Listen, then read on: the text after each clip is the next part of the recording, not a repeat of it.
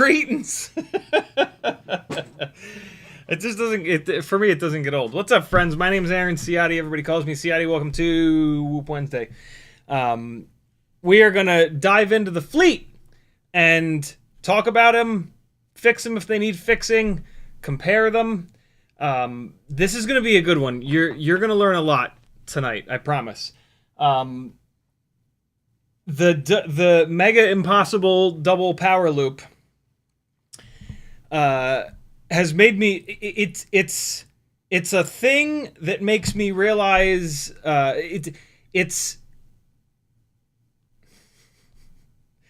a thing that shows the differences between these builds. It shows the differences in all up weight, in motor power, in motor KV, in float, and in response time.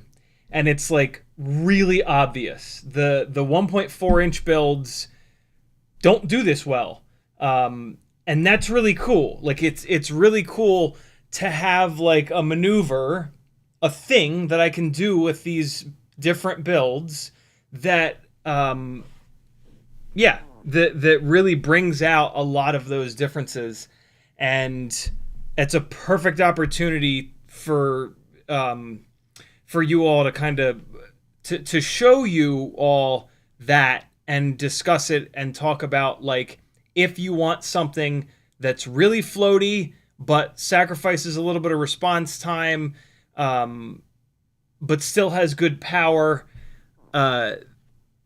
this is the exact setup you should have. 65 Pro frame, either the HQ or the Gemfan props, 3-blade versus 2-blade. You know what I'm saying? So, yeah, that's the deal. I got a bunch of batteries on the charger. We're going to go through each one of these individually, talk about it, fly it around. I'm just going to keep trying the Mega Double Power Loop because, again, it's just something that really brings out these differences, and I haven't done it yet. And so, yeah, let's just keep doing. As with all difficult tricks, and just you know, difficult things in life, just keep doing them. just pour more and more and more time into something, and eventually you'll get better at it, and or like if it's a thing that you're trying to complete, you'll complete it. And yeah, that's the deal. In the process, I'll get better at doing power loops, you know? Like I've already definitely been able to tell that the mega power loop, which I've been doing forever, in the last like week, I've gotten a lot better at it from trying this crazy version of it over and over and over and over and over again. In the chat, Andrew Taylor was first, Frosty was next, Doubles FPV, Sporny, FizzPV, Mr. Clean, Mike K, Tamava, CKAD, Ryan, Brian Kirk, Danzilla the Terrible, Frank Nicholas, CBR, Sleepy CBR rather, and Brant Anderson. What's up, friends? Thanks for coming. Sorry I got the stream set up so late. I'm trying gabapentin, and it seems to have thrown me into mania, basically. Does gabapentin need time to build up? Let's see. Gabapentin work immediately. It takes a few weeks for it to work fully. Okay, so never mind. It has nothing to do with that then. It's just I'm just having a crazy day. Several weeks. Gabapentin is a mood stabilizer. It is one of the drugs that was prescribed to me many years ago when I went on a journey with different prescription medications to try to help my mental illness shit. And yeah, yes, it's better to go talk to a psychiatrist for sure, and let them do the. I once heard of psychiatrists. I once heard a psychiatrist call himself a pill juggler. And so you should absolutely go to a psychiatrist because there are side effects, and it's just a better idea to do it that way. I went for years and years and years, and I didn't have any nasty reactions to any of these medications. There are a bunch of these medications just getting old and going stale or whatever. Pills don't really go stale. They just become weaker and weaker and weaker over time, supposedly. So instead of just letting them go bad, and because I am in a very different part of life right now than I was back then, I've decided that I'm gonna give a couple of them a try. I'm gonna do gabapentin for probably a month. We'll see. Basically, my journey with pills was see how horrible the side effects are. And all the way along the journey, I could not find something where the positives offset the negatives. That was then. This is now. I'm going to try it again very slowly, super, super low dose to get started because I'm not stupid. And yeah, we'll see. So the journey begins today with one of them. For the record, if you dive into that journey, one of the things that you really need to pay attention to is when you're taking the medication. I actually tried to start it last week. I took one at night, and it gave me a horrendous headache for the entire next day. I don't get headaches. Yes, it could have been a total coincidence, but I get like 2 headaches a year. It's really nice. And so, yeah.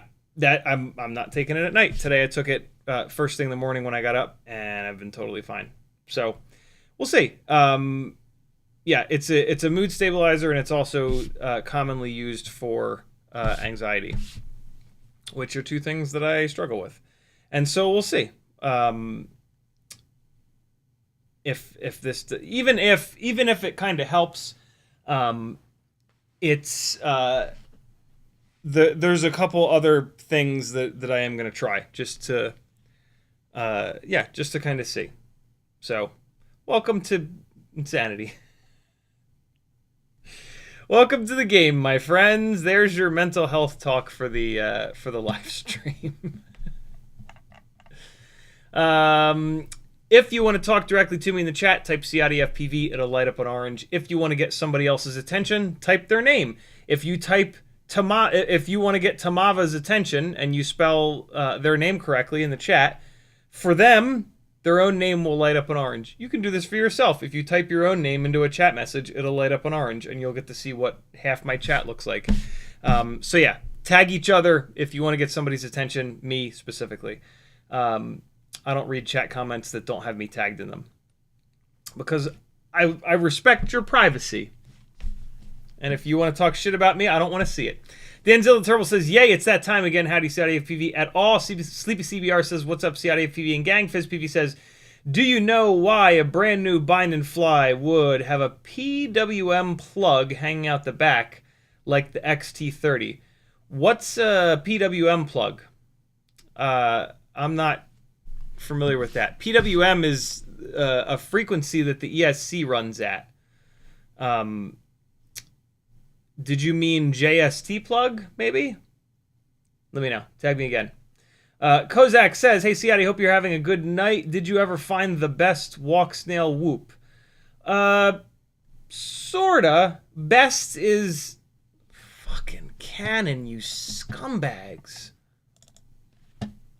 Hold on. I cannot believe that I resisted updating for weeks and weeks and weeks and weeks, and this was working totally fine. And then I finally said, no, I'm sure it's okay. I'm sure it's fine by now. I can update it. And now we're back to absolute and utter hell. There we go. Yeah, best is a word that I have, other than when I say it tongue-in-cheek, best is a word that you should kind of remove from your sort of vocabulary. There might be like a best for you, but like best for me is going to be drastically different than best for you. And so, yeah, the word best is super, super, super tough. Here's the long and short of it. For flying indoors, you want a 65 millimeter whoop that's to some extent as light as possible. Depending on how often you crash, that's how you're gonna scale your durability. I crash a lot and I crash hard. I crash into hardwood floors upstairs from like 15 feet up. I crash into the main beam of the house down here when I'm trying power loops at full throttle. So for me, durability is super important, so that goes higher on the priority list. If you crash into carpet all the time, you don't have to weight durability as high as me, and you can do stuff like removing weight here and there for more runtime, better power to weight ratio, better flight characteristics, and kind of get away with it, right? So that's, you know, that's a fiercely individual kind of thing there, how you sort of rank these things about these different rigs. And I'm going to talk about that with these tonight, so this will be a great stream for you. But yeah, 65 millimeter inside the house, you want either the, if you want no duct in view, you're going to want to do the batwing mount, which I don't have. Here's one. You're going to want to do my batwing mount with a Cockroach 65 V3 frame, which is one of my favorite frames. If you want to run a regular canopy and you're okay having ducts in view, you can save a little bit of weight by running the Newbie Drone Cockroach Light AF frame. If you want a frame that's a little bit more durable than that, the new Meteor 65 Air version 2 frame is amazing. So there's a couple of there's sort of the best three frames there. In terms of canopies, I have a batwing mount on my Etsy store that is specifically designed for the, not this is an 04 rig, but I have a very similar rig with the Walksnail camera in it. I have a batwing specifically designed for that Walksnail camera, thanks to Timmons and a couple other folks over in our 3D printing text channel on the Discord, which is linked on CiottiFPV.com. If you run a canopy, your choices are a little bit more limited. My favorite canopy setup was the old school Mobula 6 canopy. You file the opening here in the front a little bit. You remove a little bit of material because the lens is a little bigger. You'll see when you test fit it in there. I go with this canopy because it's super durable. Again, if you don't want that, if you don't need that much durability, you can potentially like 3D print a canopy specifically for that Walksnail camera that's a little bit lighter. There's almost certainly a Brain canopy that'll work with that. Probably like the Brain medium would work well for that. For an AIO, you don't need anything with an OSD chip, so something like the old school Beta FPV 1S 5 amp is where mine was on. Is what mine was on. It works totally fine, but basically just a 1S AIO with no OSD on board because that's wasted space. The Walksnail is going to act as your OSD. For screws, you need M1.2 by 14s. Those are on my Etsy store as well. 300 mAh BT 2.0. BT 2.0 is an absolute necessity. And then for motors, you're looking for an 0702. And then you have to choose. Do you want super high KV, like the 40,000s on WeBleed or the 36,000s on tinywhoop.com for the most power that you can get? Those motors are going to give you a great mix of power and efficiency. If you don't care about efficiency and you just want more and more and more power, the RC & Power 0702 29,000s will give you that. The runtime is not great, but they have tons of power.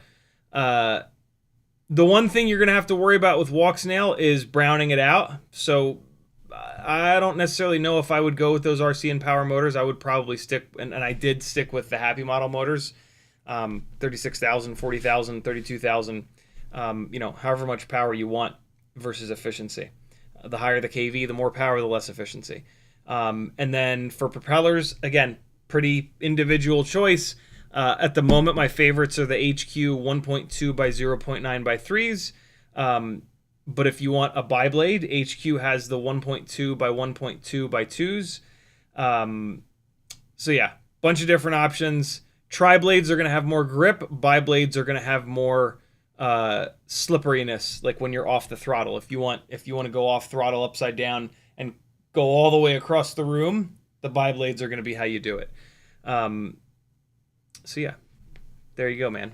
That's how you build the best whoop for you is make, think about those things and then make those decisions based on what do you want, more power or more efficiency, more durability, lighter weight, blah blah blah blah. Frank Douglas says, gabapentin really effed with me for nerve damage and pain. Yeah, it's also used for a bunch of stuff. I think it's even used for I think it's even used for like seizures. It's so wild, man. Like when you look a lot of these brain drugs, these drugs that affect your brain chemistry, boy, they don't just do one thing. They do a whole bunch of stuff, and it's really crazy. Which, I mean, it kind of makes sense that because they all have a lot of side effects, and that sort of makes sense, right? They help with a whole bunch of different stuff for certain individual people, and if they're not, it's like a shotgun approach, and then some of those little shotgun pellets are gonna hit in the wrong spot and cause a bunch of weird side effects. So yeah, we'll see. I do not have high hopes with any of these. The side effects were really nasty when I took these, and I don't think that my body chemistry, my brain chemistry is any different than it was. My mindset is very different than it was.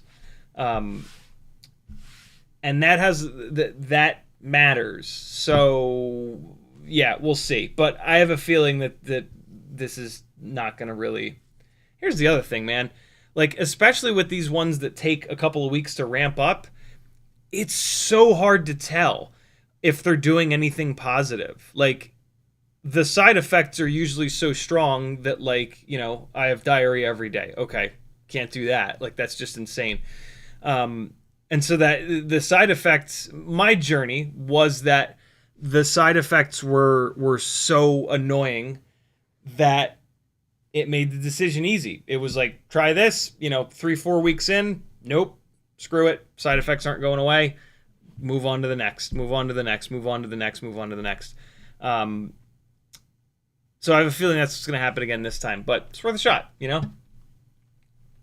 Because I still struggle quite a bit, if I'm totally honest. I'm way better than I was, but I'm still a goddamn mess.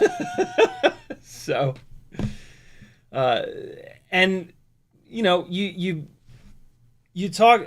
I talk to people who medication was a miracle for them, and it just fixed them, and the side effects are practically nothing. So like, and there's a lot of people, a lot of people. You can argue with that you become resistant to them over time, and blah blah blah blah blah blah. But yeah, there are people that take these drugs long term, and it is an absolute miracle for them. And so I think it's worth it to give it another shot, and so that's what I'm doing. There you go, friends.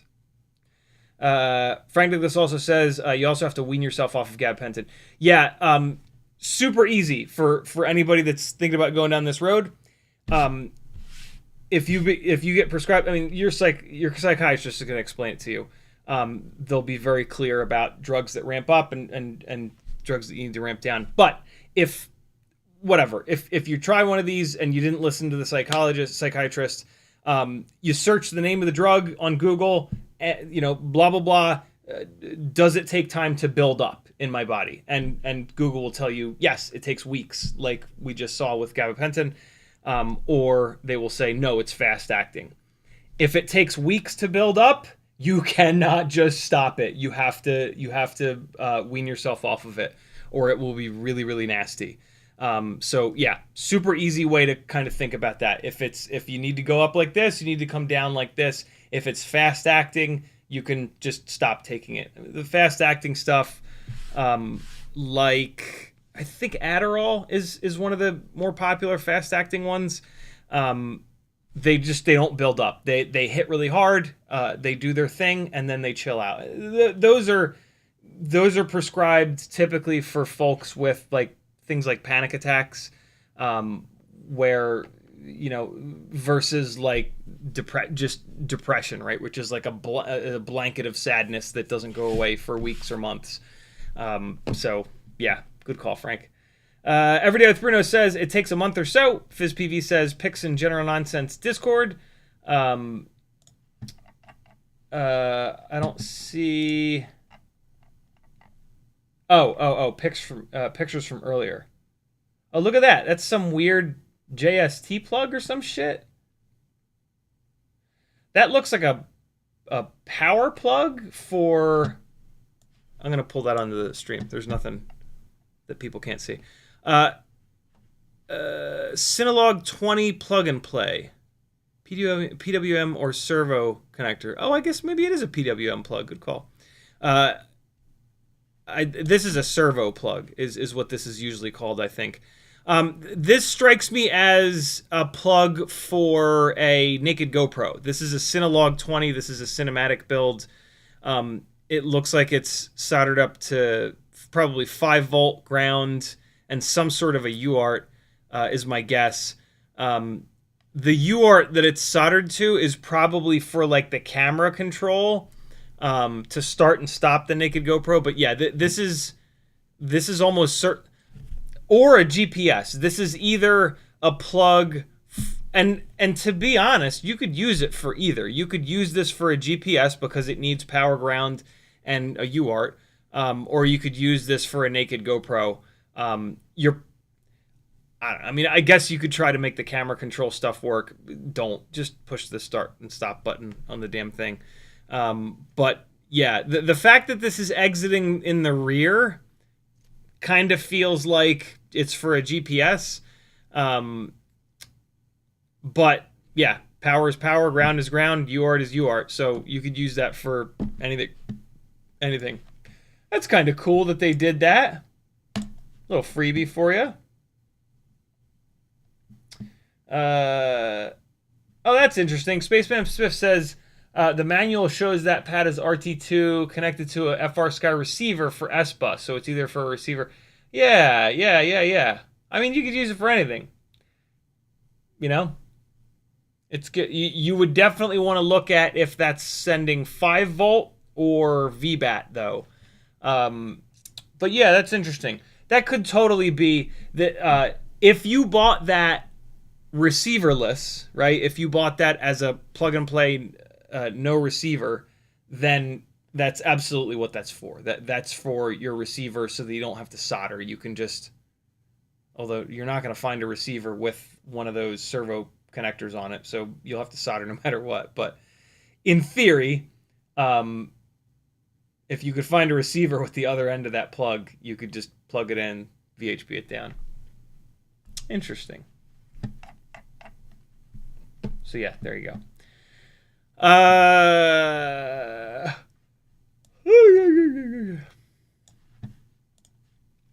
Where's chat at? Or where am I at in chat, I should say. Tim S says, if you don't remember your dreams, you should start, and it won't wear off for a good few years. Does it cause weird dreams? A lot of the brain drugs cause crazy dreams. Little Boo, Florence just actually mentioned that. We went to Moe's for dinner tonight, and oh god, I forget what she's on. She's on something, but she was like, "Man, my dreams are crazy."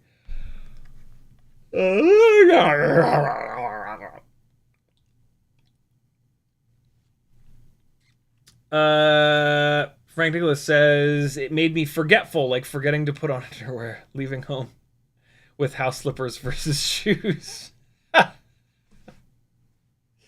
That's pretty funny. That's the last thing that I need. Brian Kirk says, FPV is my drug. There you go. Frank Nicholas says, gabapentin for some people changes the way the brain perceives pain. Oh my god. Did jack shit for me except screw me up. Sleepy CBR uses it for restless legs. That's interesting. Frank Nicholas says, plan 1 dash... YouTube just did the thing. Scrolling back up to try to find my place.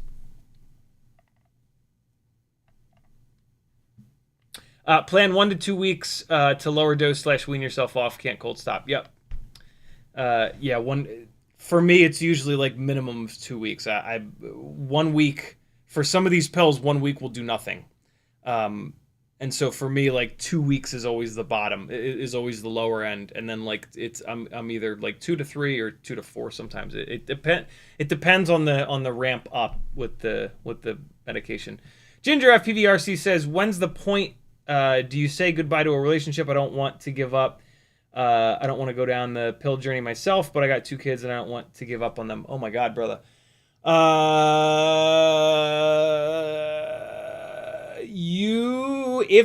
Even if you don't have insurance, you should meet with a talk therapist. That is a conversation that you should have with a talk therapist. They will not give you an answer, but they will ask you the right questions so that you can find that answer for yourself. Nobody can give you that answer.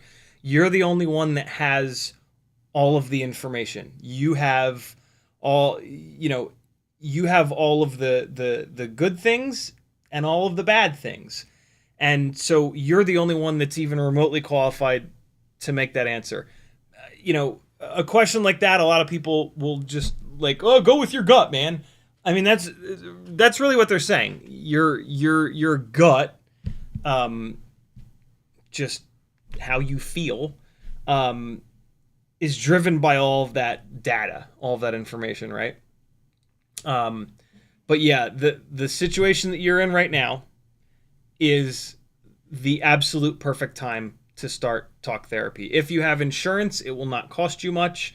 It will take you a little bit of effort and a little bit of time to find someone that has an opening in the time slots that you have available, and takes your insurance. But just call your insurance company. They will be able to send you a list of talk therapists, or psychotherapists, as they're sometimes referred, that are local to you. And you might also need to meet with 1 or 2 or 3. I am on my 6th or 7th talk therapy. I would be dead without talk therapy, unquestionably. Like, full fucking stop. It is how you understand why your brain works the way that your brain works. Medication is great and all. It is the absolute easy button. You fucking put a pill in your mouth and swallow it, and for some people, they live a better life. But it doesn't get to the root of any of the actual problems. One of the best, my current therapist, who is the best that I've ever found and doesn't take insurance, and costs me a fortune, he explained it better than anyone else, and he basically said that, like, when you're in a really bad place, which I most certainly was when I started meeting with him, sometimes the medication can kind of raise your level of being enough where the talk therapy can help more and quicker. But it's not like, I feel absolutely awful, I'm taking a bunch of pills, I'm totally fine. Like, it's gonna be like that. Like, I'm taking pills, it takes the edge off. I think that's actually what he said. I think he specifically said that medication can kind of take the edge off, and get you to a place where other things can help more. The point of this conversation right now is that they're not they tend to not be the whole answer. Talking to a licensed therapist who understands the deep, they've devoted their life, right? Like, I'm pretty good at FPV. I've devoted the last 10 years to it. That's why. They've gone to medical school, right? They've put over 10 years into medical school. That's not some idiot in the basement soldering shit together, smashing into fucking gates and walls and ceilings, right? This is like a legitimate school with legitimate classes with brilliant professors. And so they really know, and they know the questions to ask, to really help you down that path. So please go that route. That is the right route for you. Like, it just is. It really just is. And you will learn so much about yourself. You will learn so much about your past.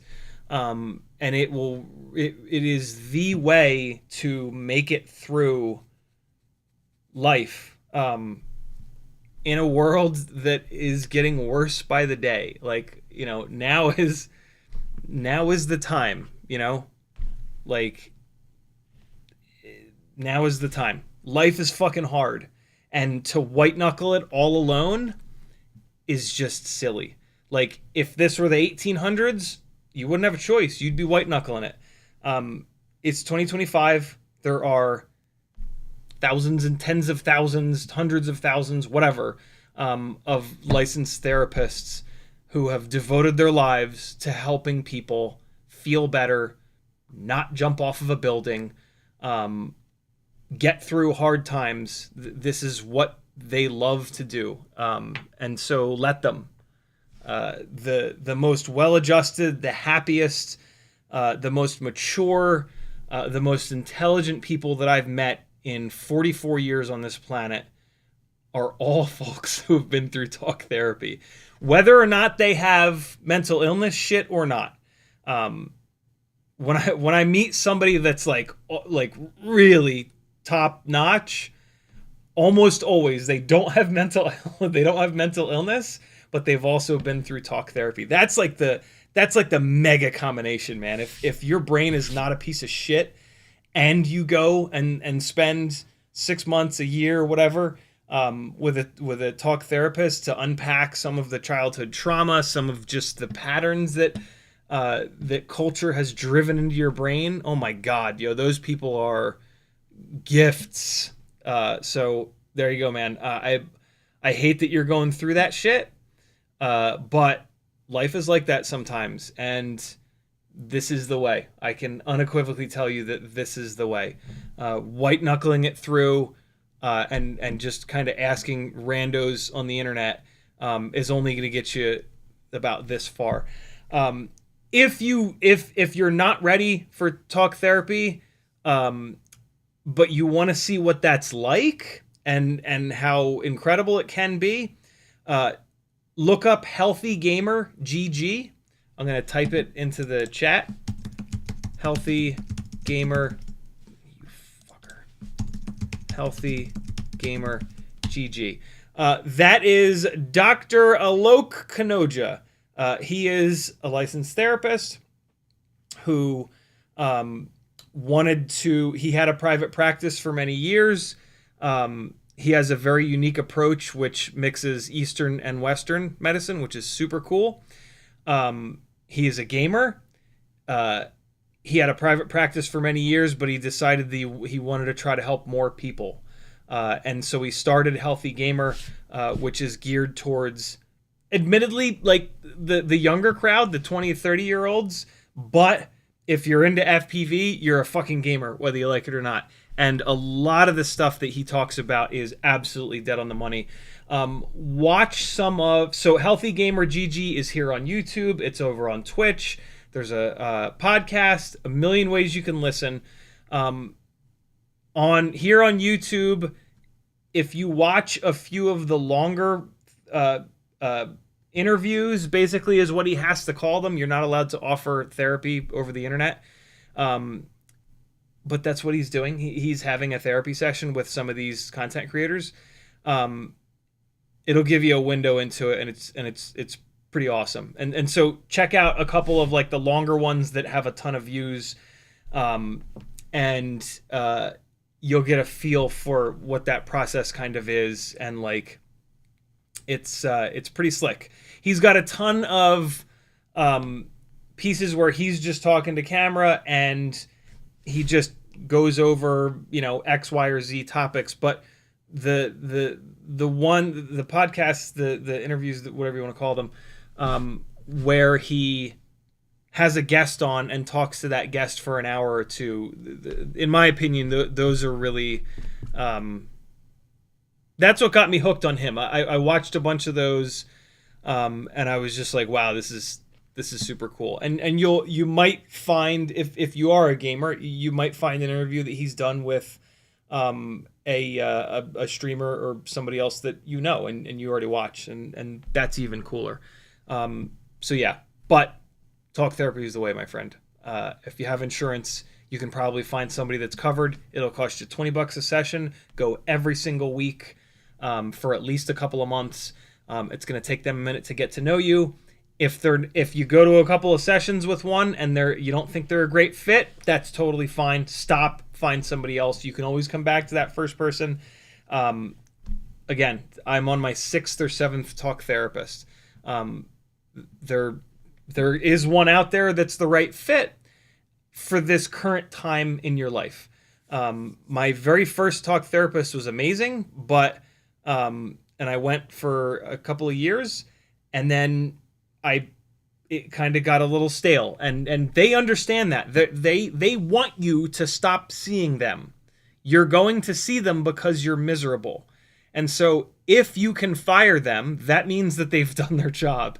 And after a while, right? Like if it's after a couple sessions, like whatever, it's just not a good fit. They understand that as well. But yeah, if you meet with them for a year and then you say to them like, hey, I think I'm cool.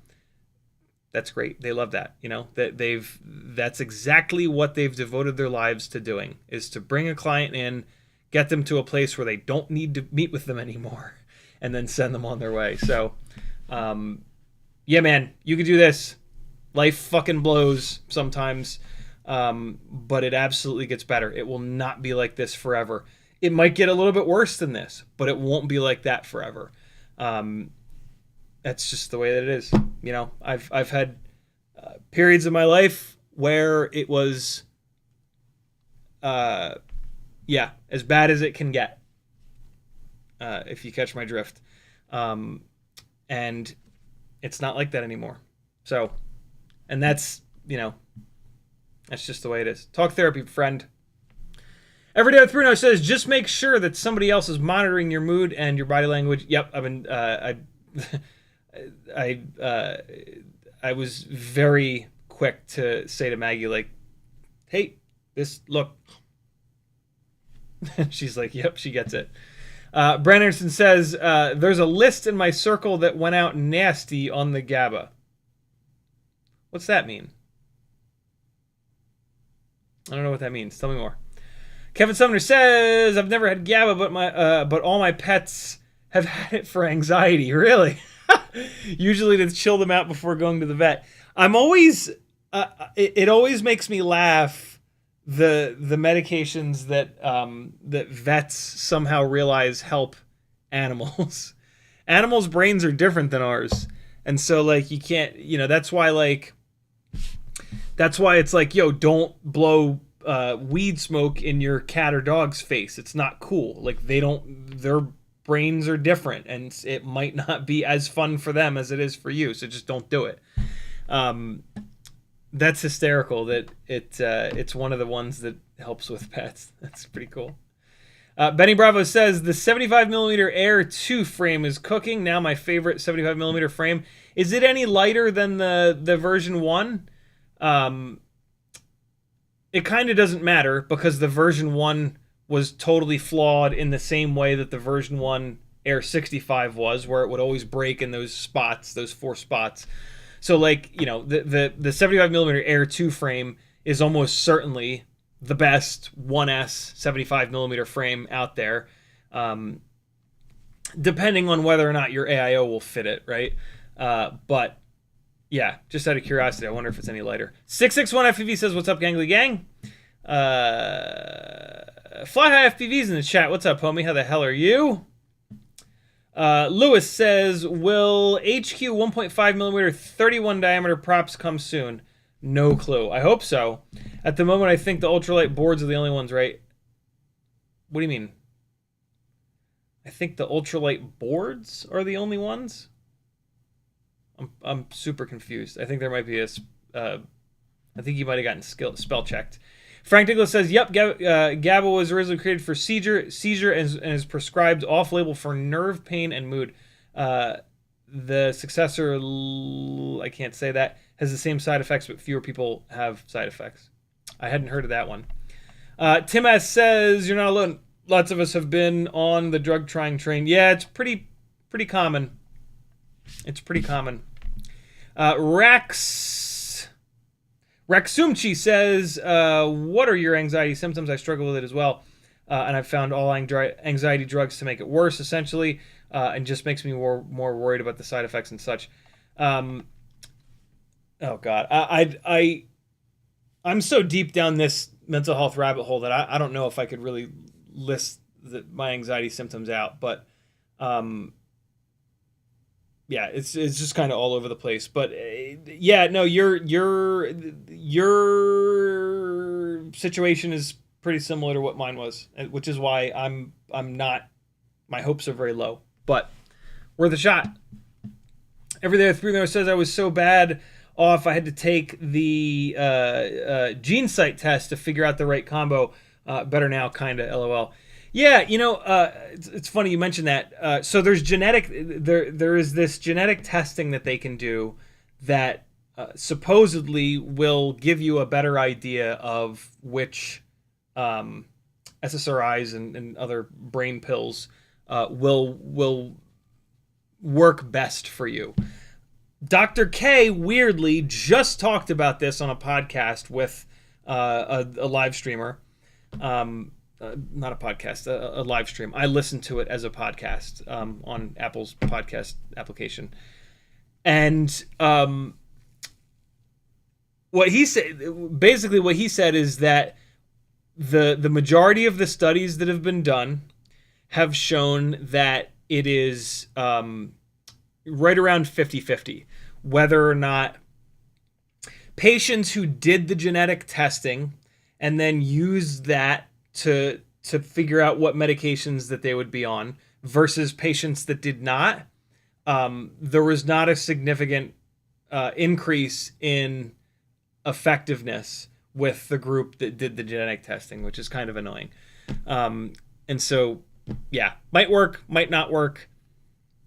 It's you're still throwing darts with your eyes closed to some extent.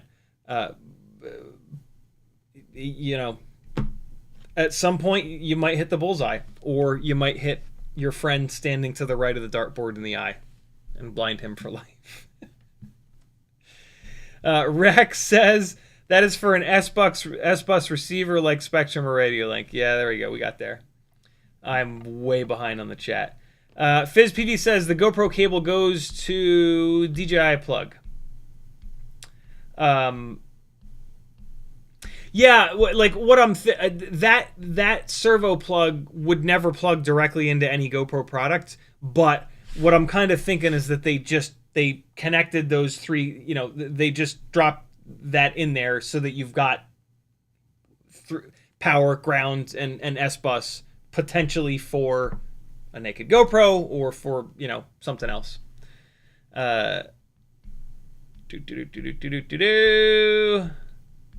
BMF Spade says, I'm in love with Mary Jane, makes me forget I'm old. FizzPV says, I'm ADHD plus and was on the extended release Ritalin twice a week. And honestly, it just made it easier to mask for others. Personally, I'm better mentally without. Yeah, Ritalin is pretty serious stuff. Yeah, the again, very common, very, very common. It's super important to be honest with yourself on these medications. Is it worth it?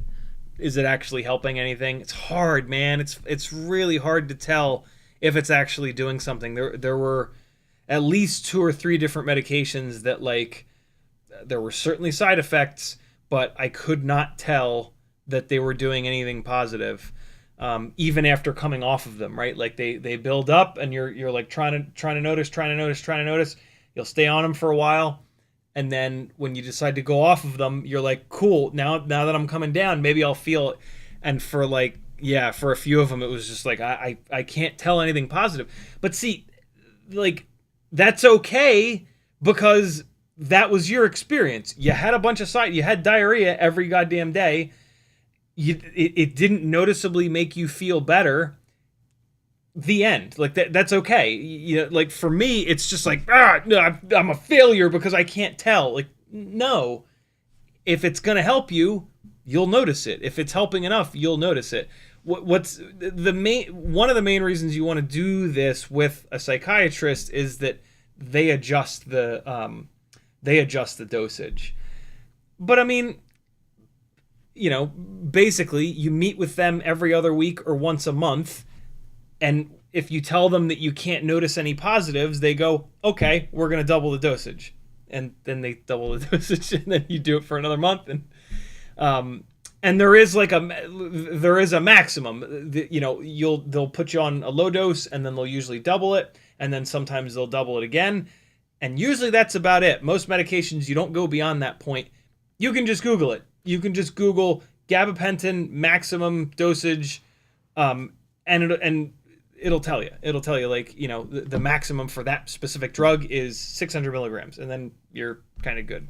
Again, I do not recommend doing this the way that I'm doing it, but here we are. Alas, here we are. I'm 44 years old. I'll make my own goddamn decisions. And I'm not going high dose on any of this stuff. We don't have enough of it for me to. I'm you know, instead of like doing this, I'm going to basically do this and see if I can notice anything positive, and then come off of it and try a different one. Jason Levin says, couples therapy helped me realize the woman I was with was no good. It was very helpful. Couples therapy can also sometimes help you realize that you're being a shit, that's okay. Nobody's keeping score, you know. Talk therapy can do that too.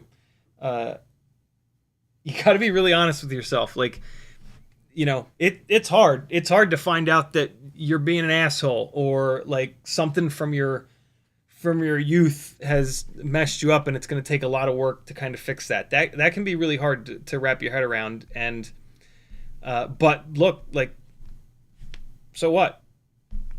That's the best thing that can happen to you, is for someone to tell you, someone qualified to tell you that you're being an asshole. Because then you can stop being an asshole.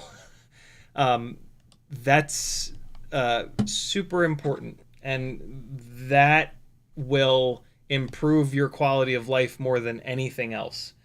The way that I act in my current relationship versus my marriage is very different. And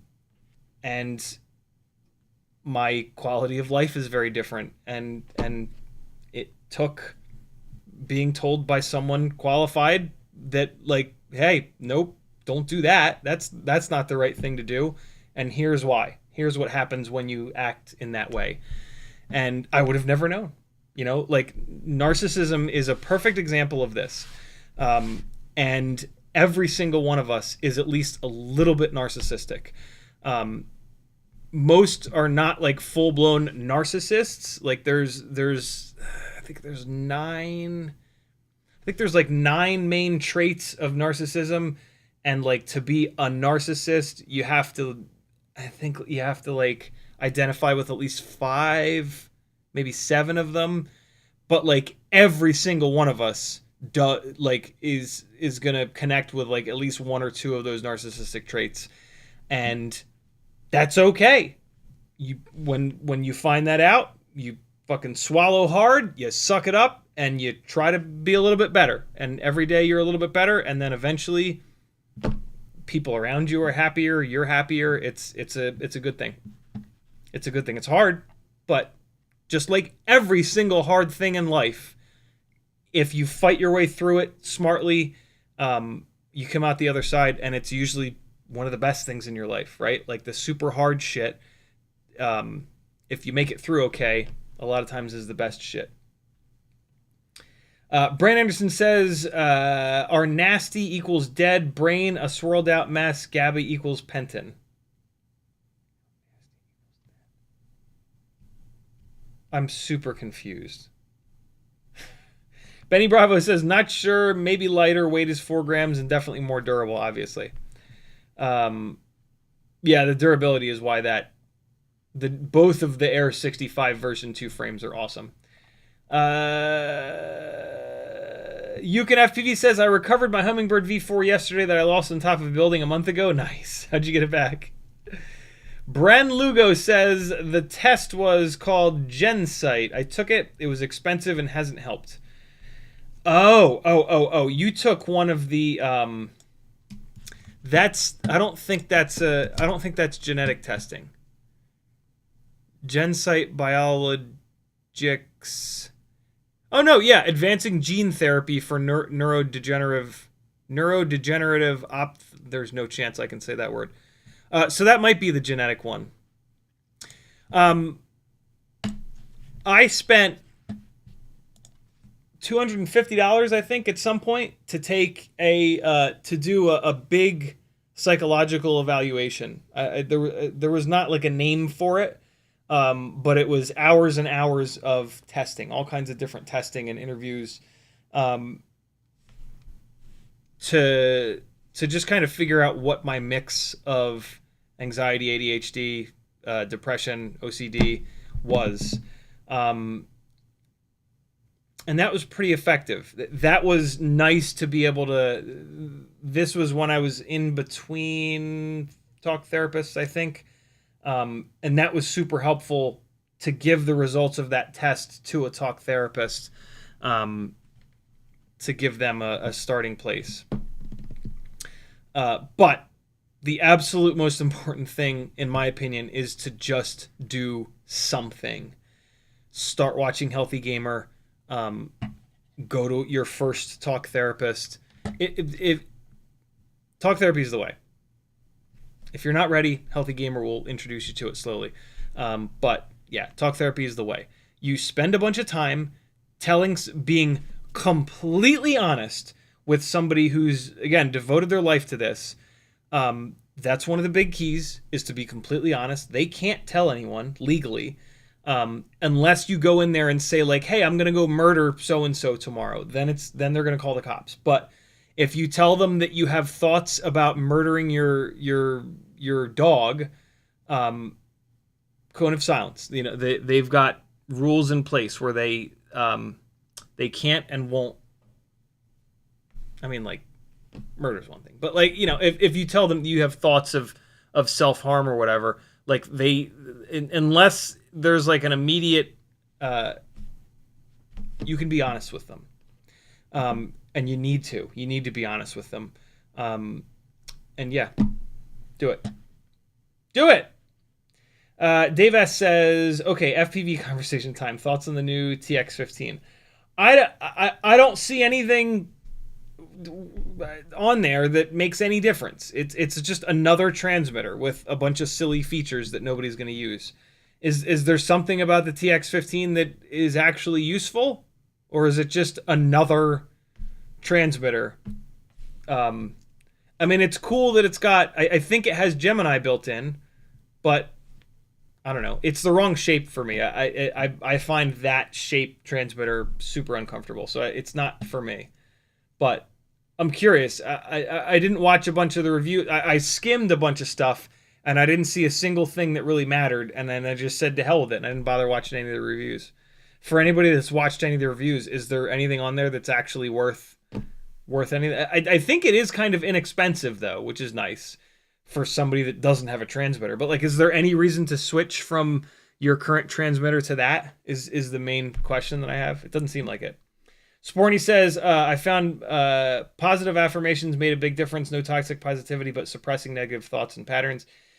Yeah, that definitely helps some folks. Unfortunately, I'm not one of them, but yeah, lots of folks have success with positive affirmations. Everyday with Bruno says, it's working for what I think is the next 2.5 months. I've never been able to just take one thing for more than 6 to 7 months. Sucks, like you said, moving target. Good doc helps, yeah. He also says, Lamistel made me stop dreaming. It sucked, but I'm not as sad, so trade-offs. FizzPV says, I'm not a guy for soft people. I speak my mind with the mouth of a sailor when needed. Many bosses can't deal with that. Never did much for my actual ADHD issues. FizzPV says, Adderall made me really mean with zero filter. Adderall is something else, boy. Ooh.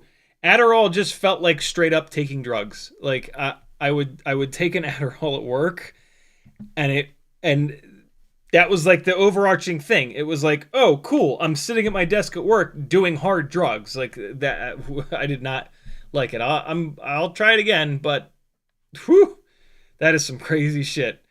Everyday with Bruno says, now I'm in it. You guys take care. I'm out. Thanks for being awesome and showing vulnerability, and giving a voice to mental health. My pleasure, man. You Can FPV says, use my Neo with some fishing line and a hook. Very cool. The Neo is my drone recovery drone.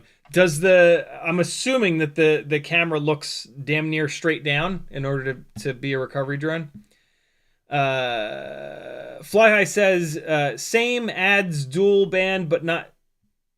Are you kidding me? They didn't put Gemini in it? You could do 900 or 2.4, but not both.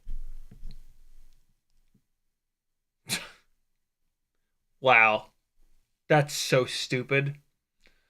That's so dumb.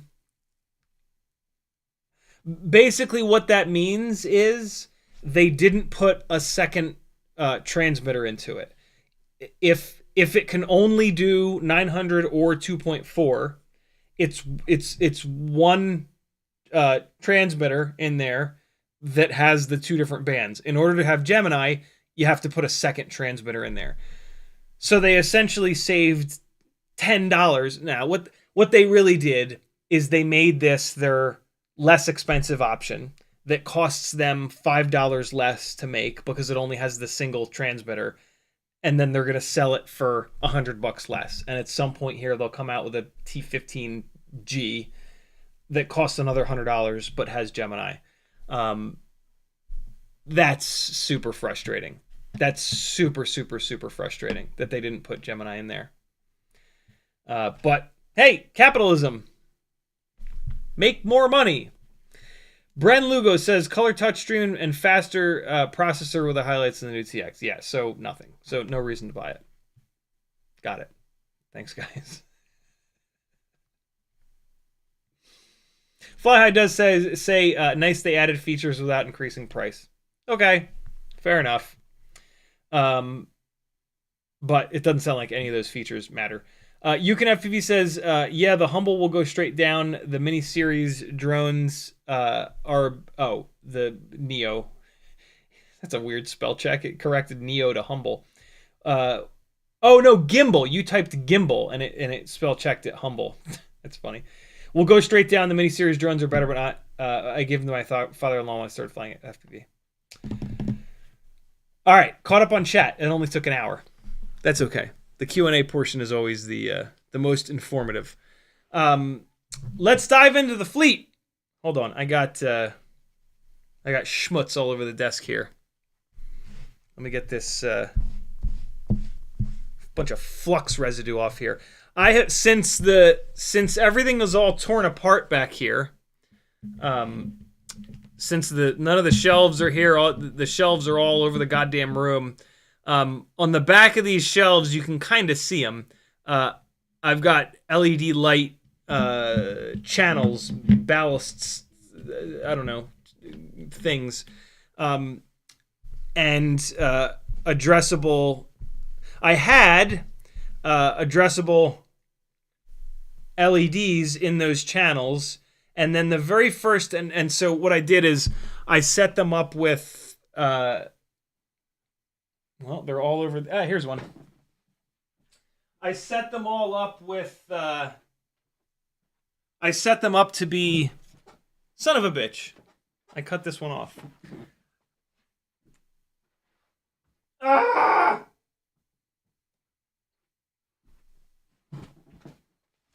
God damn it. Where's the thing?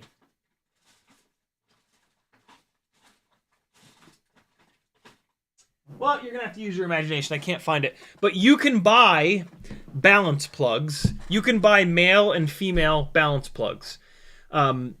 These particular LED strips to put in these channels are 4-pin.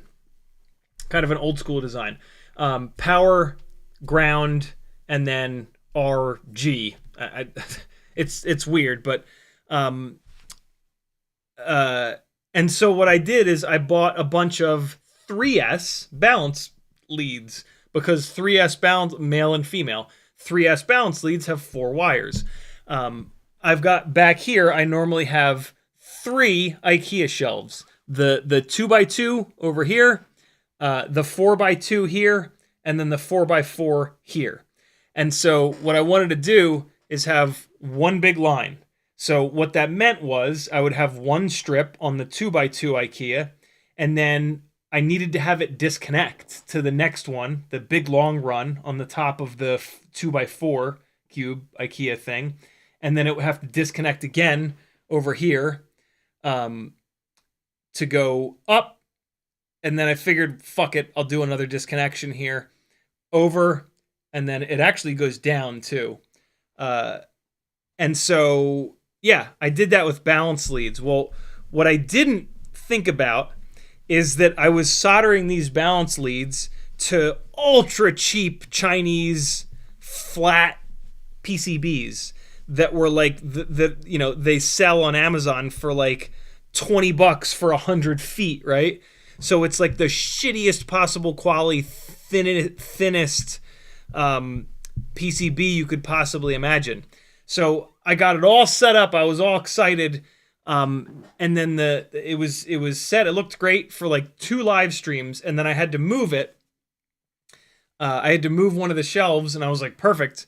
I'll just unplug this balance lead real quick, and just unplugging the balance lead, it pulled one of the pads right off the damn ultra thin trace. And then I was like, oh, okay. And of course that happened on the LED strip that goes to the little box. And so, and I didn't have enough extra. And so I had to order more. It was out of stock for a while. Then it came back in stock and I ordered it and I was dragging my feet. Because everything was all still set up and it's a pain in the ass to get back there. But yeah, now, I just happened to look over and see where I'd put the extra stuff.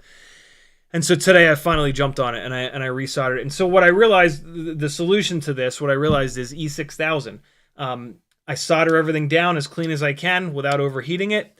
And then I'm just putting a big ass blob of E6000 all the way up the wires and then all the way down the LED strip PCB, so that the E6000 is going in between the wires and it's just holding those pads down. And we'll see. So I got a whole bunch of them over there. I think I got to solder one more. I got to let that E6000 cure.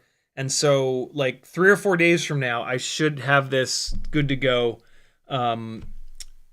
Tomorrow, I'm going to decide on who's doing the gutters and the outside, maybe French drain, maybe just landscaping to slope the ground down a little bit.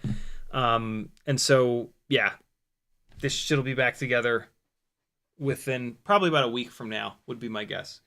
And it'll have really cool purple illumination, which looks so sick. It really, like, as cool as this normally looks with these LED strips throwing a little bit of purple on the top of the shelves, it's just, it's pretty cool. So yeah. Fleet! What's up with the fleet, bro? Alright. Let me throw another couple batteries on the charger here. We're going to talk about the fleet for an hour. What do you think of that?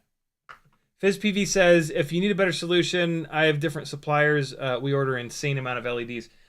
I doubt that you'll be able to find the four pad ones. They're really hard to find. It's like an old school design.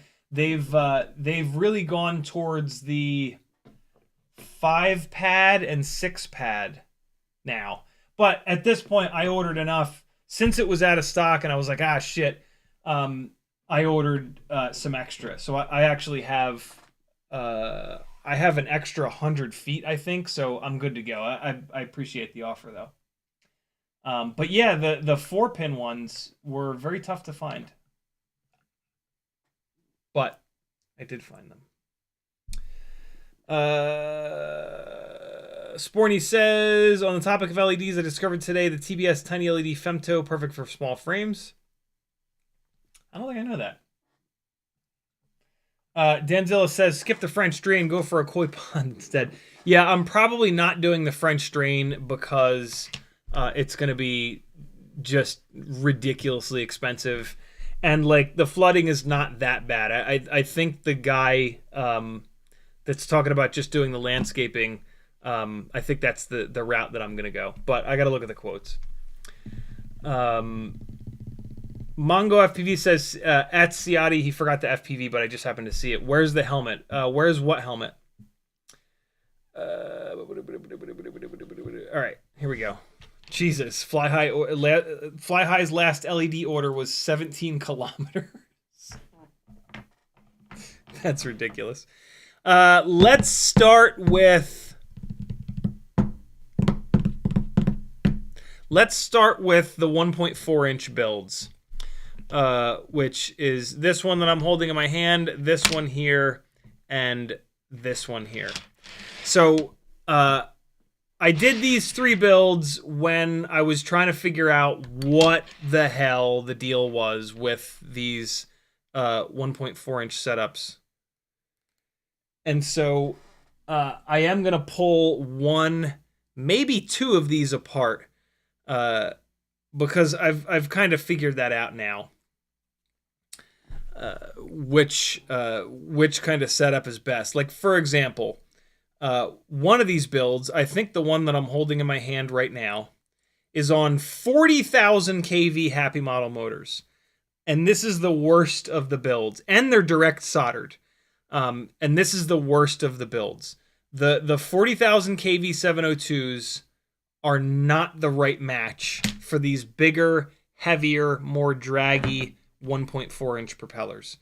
And so this build is almost certainly coming apart, and it's going to get put back into a 1.6-inch frame, and it's going to be awesome.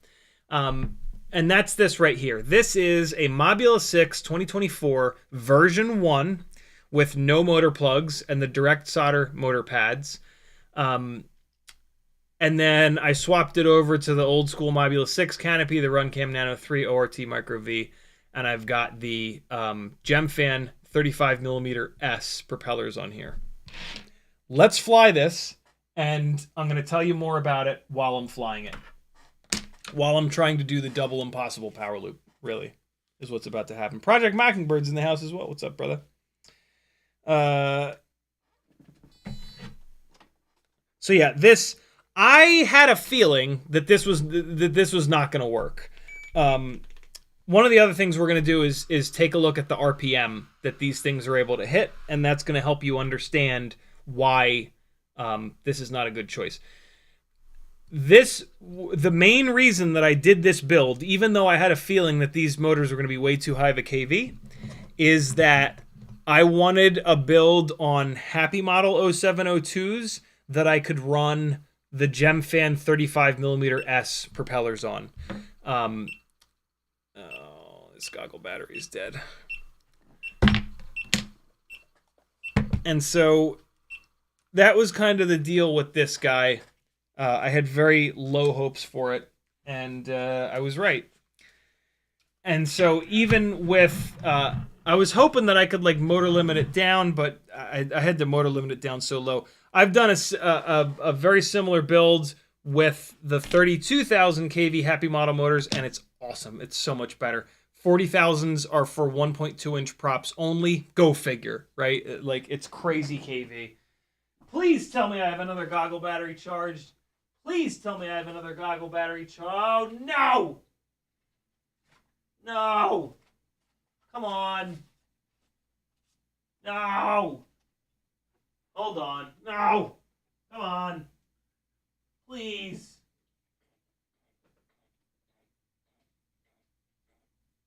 Oh, no!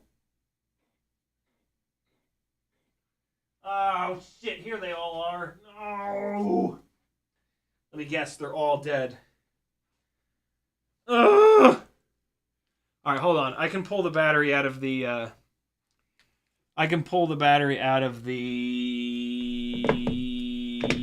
Fat Sharks. I just gotta find them. This is killing me, having everything like all over the place. Here they are.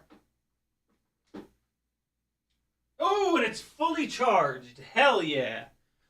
All right. Good old Fat Shark battery that you can charge with a USB. Micro USB. Fat Shark to the rescue. All right, so 1.4-inch build on 702 40,000s. Let's actually do this.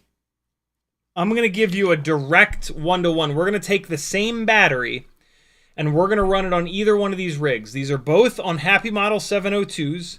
This one is on 40,000 kV. This one is on 32,000 kV. This is on a bi-blade. This is on a tri-blade. Everything about this setup says that it should turn a lower RPM than this one. But watch. I bet you it won't. It might. It totally might. But I bet you it doesn't. Let's see. We're going to run this guy first. We're going to run the tri-blades first. And I'm just going to do a full throttle blast, and then I'm going to bring it back. This is a good way to take a look at whether or not you've got a build where the kV is way too high on the motors. The post-flight statistic of maximum RPM is super, super, super valuable. And so let me show you how to kind of do that, how to kind of test that. So the suspicion is that this second build has motors that are too high of a kV. This one flies a lot better. You can kind of just tell. But here's how you test it. Nice big open space, full throttle. And that's it. Just do one quick rip. I'm trying to get it back as quick as I can so I can swap the battery over. When you disarm, you're going to have maximum ESC RPM on the bottom there. You do have to turn that on in your OSD. 49,250. Somebody type 49,250 into the chat, please. 49,250. So that's on lower kV motors and tri-blades. 49,250. Now we're going to go to the 40,000 kV build, which also has direct soldered motors. This thing has all the advantages. This should absolutely turn more than 49,250. This also is on bi-blades. This is a different camera too. Straight upstairs.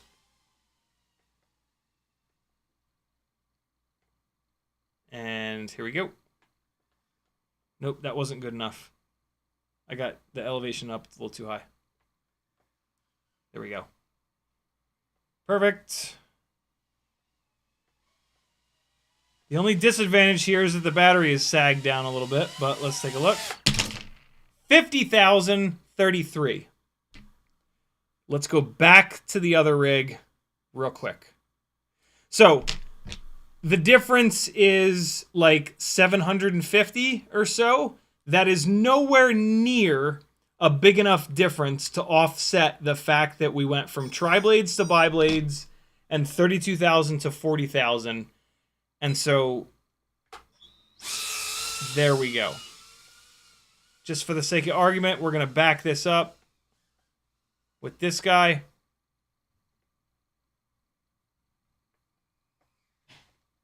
Oh, shit. I bounced off that wall perfectly.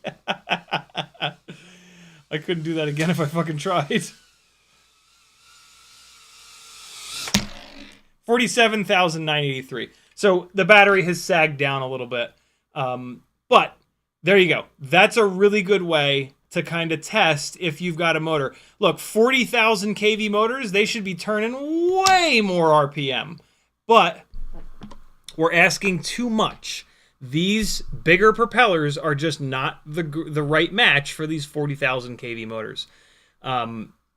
Here's another thing that you can kind of do. If when I fly this guy with the 40,000 kV motors, it just like when you go full throttle, you can feel it take a longer time than it should to ramp up because it's trying to ramp the motors up to such a high RPM, but the propellers are too draggy and the build is too heavy. Let's fly the rest of this battery on this guy. But yeah, there's a really good way to kind of test stuff with that maximum RPM. You just got to make sure that you get a good full throttle run where you can leave it at 100% for like a half a second to give it time to accelerate and let the motors unwind. The faster this thing goes, the more incoming air, and that makes the motor's job easier. So especially a really high kV motor, if you just leave it full throttle, it'll just keep spinning faster and faster and faster. You get a higher top speed with a higher kV motor. You don't necessarily get more acceleration. It doesn't get up, like 0 to 100 is going to take the same amount of time with a high kV motor, but the high kV motor might go up to 110 or 120, whereas a lower kV motor is going to max out at 100. Make sense? Here we go. 0702 40,000s. Son of a bitch. I'm going to have to go get that, aren't I? Nope. Nope. Yep. One more time. There it is. So, oh, I forgot to set this cube up. That's okay. Oh my god. Oh my god. As you can see, there's a bunch of duct in view on the bottom of the screen there. This has very low up tilt. See how slow I'm flying? Fuck! Oh. Yeah. It's stuck between the gate and the wall. That little, like, nice, slow, laid out Matty flip that was all controlled and slick looking, that is what these 1.4-inch propeller builds do really well. That is their absolute, that is the magic of these builds. They do not have the magic of super quick response time so you can do crazy double power loops all the way across the fucking room. And so for the impossible power loop, this is practically impossible to do it with this thing. But man, is this fun to fly. This just stuff like that. Nice and slow and controlled, and like it gives you more time to do stuff. Still got really good power. See that float, man? Just the timing of your moves. This almost, from like a timing perspective, this almost matches bigger outdoor rigs better than anything else. The bigger prop area makes it turn a little bit better too, especially if you keep it nice and lightweight. I love these 1.4-inch rigs. They are so much fun to fly. This one is... it kills me every time that happens. I love it so much. This thing is awesome. And I love the way that it flies on these Gemfan 35mm S propellers, but these motors are way too high of a KV. So this is going to get torn apart and put back into a regular 65mm motor-to-motor frame. That's just where these motors make the most sense. To remind myself of that, I'm actually going to pull a couple of these propellers off. Because I don't necessarily think it makes any sense for you guys to sit here and watch me unscrew the screws in this thing and just drop it into another frame. That's pretty boring. There's no tips and tricks that I can give you to removing screws. But I do need to remind myself of this. So that's this rig. I've been meaning to pull this thing apart for a while. I'm kind of glad that I didn't, so that we could have this conversation. Super important, man. The biggest thing that you can do to improve the way that a rig flies is to perfectly match the propellers with the motors. Also with the all-up weight. If you have motors that don't have enough stator volume, that don't have enough grunt for the size and the drag of the propeller, you're going to get shit response time. And it's just not going to have that, like, totally connected sort of feel. If you pick motors that are too high of a KV, same kind of deal. It's gonna get two motors that are the same stator volume but drastically different KV. They will accelerate the prop at pretty much the exact same rate, but then the higher KV motor will keep trying to spin it faster and faster and faster. And if the motor is not big enough to do that, there will be a lot of efficiency lost, because it's going to try. It's going to try to spin the motor all the way up to its top RPM. And if the prop is too draggy, there's just going to be a point where it can't do that anymore, and it's just going to keep dumping electricity into that motor. So you never want to go too high on the KV. This is a perfect example of where that has kind of happened. We've gone too high on the KV with these motors for the propeller that it's paired up with. So we're going to get this set up. These motors are direct soldered, so I'm going to take this thing completely apart to transfer it into a different frame. And I believe that I have... You know what? I'm going to put this into Beta FPV, Meteor 65 version 2 frame. I snagged one in black specifically for this rig. So I'm going to have another frame in the Beta, another build in the Beta FPV frame so we can do some more torture testing. So that'll be pretty cool. The other option is to put this into a light AF frame to save a little bit of weight. But I don't have one of them in black. Perfect. Air 65 V2 frame it is. So this guy I'm going to put right over here in the on-deck circle. Next is the Mobula 6 2024 version 2 with the motor plugs. With the stock camera, stock canopy. The UFL broke off on this AIO, so I had a True RC Singularity where the UFL had broken off, so it was perfect. I direct soldered it. Kind of annoying because I left the lead a little bit too long. I thought I got the lead length perfect, but I left it a little too long. So the antenna just has to hang out the side like that, which is terrible, but whatever.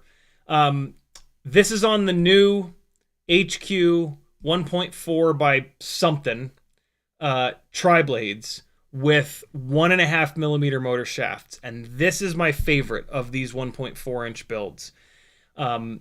We saw a minute ago that RPM was a little bit lower, but the RPM is high enough, and this makes enough power. These are on 702 32,500 kV WeBleed screamers with the 1.5 mil motor shafts. This is my favorite of these 1.4 inch builds. Some people don't like this FXT camera. It's whatever. I do need this. I still need to test the Runcam Nano 7. If this Runcam Nano 7 is good, that's the camera that this thing is going to get. Because like this FXT camera is okay, but it's nothing special. This Runcam Nano 7 has the holes that are needed for use in the Mobula 6 2024 canopy. So I need to get off my ass and test this damn camera. I'm going to put this camera right over. We're going to test it right now. We're going to test this camera right now because I have everything I need to do it. I've been procrastinating testing this for a while. I've even got the AIO sitting right here. I've got this sticker on the desk here, which is just out of view. This little ORT sticker. I take the cameras, I put them right on this sticker, and then I take a screenshot, and then that's my way of comparing all the different cameras. So let's do it real quick. I've got batteries charged. I've got an X12 AIO with the camera plug that I need. Let me just take a look at the camera plugs and make sure that the wires are in the right spots. They are indeed. So we're going to compare the FXT, which I'm going to leave in here, to the Runcam Nano 3. Hopefully this is one of the good ones. To the Runcam Nano 7 or 8 or 6 or 14, whatever the hell it is. Let's do the FXT camera first. Put it back here. Turn this guy on. And plug it in. So now line the FXT camera up with the ORT. Shift Open Apple 4. Okay, line that up like that. Down a little bit. And take a screenshot. Okay, cool. There's one. Super contrasty, but looks all right. Nothing crazy. Okay, there's that guy. And so now we've got this X12 AIO. Oh, fuck you. It's the wrong plug? No way. Nah, I was just putting it in backwards. I thought it was the other JST plug. Okay, here we go. Shift open Apple 4 to get that ready. Camera on the ORT. Helps if I hold the camera right side up. Okay. Hold it here. And there we go. Screenshot. All right, cool. And last but not least, the Runcam Nano 7000. Okay, plug that in. Battery.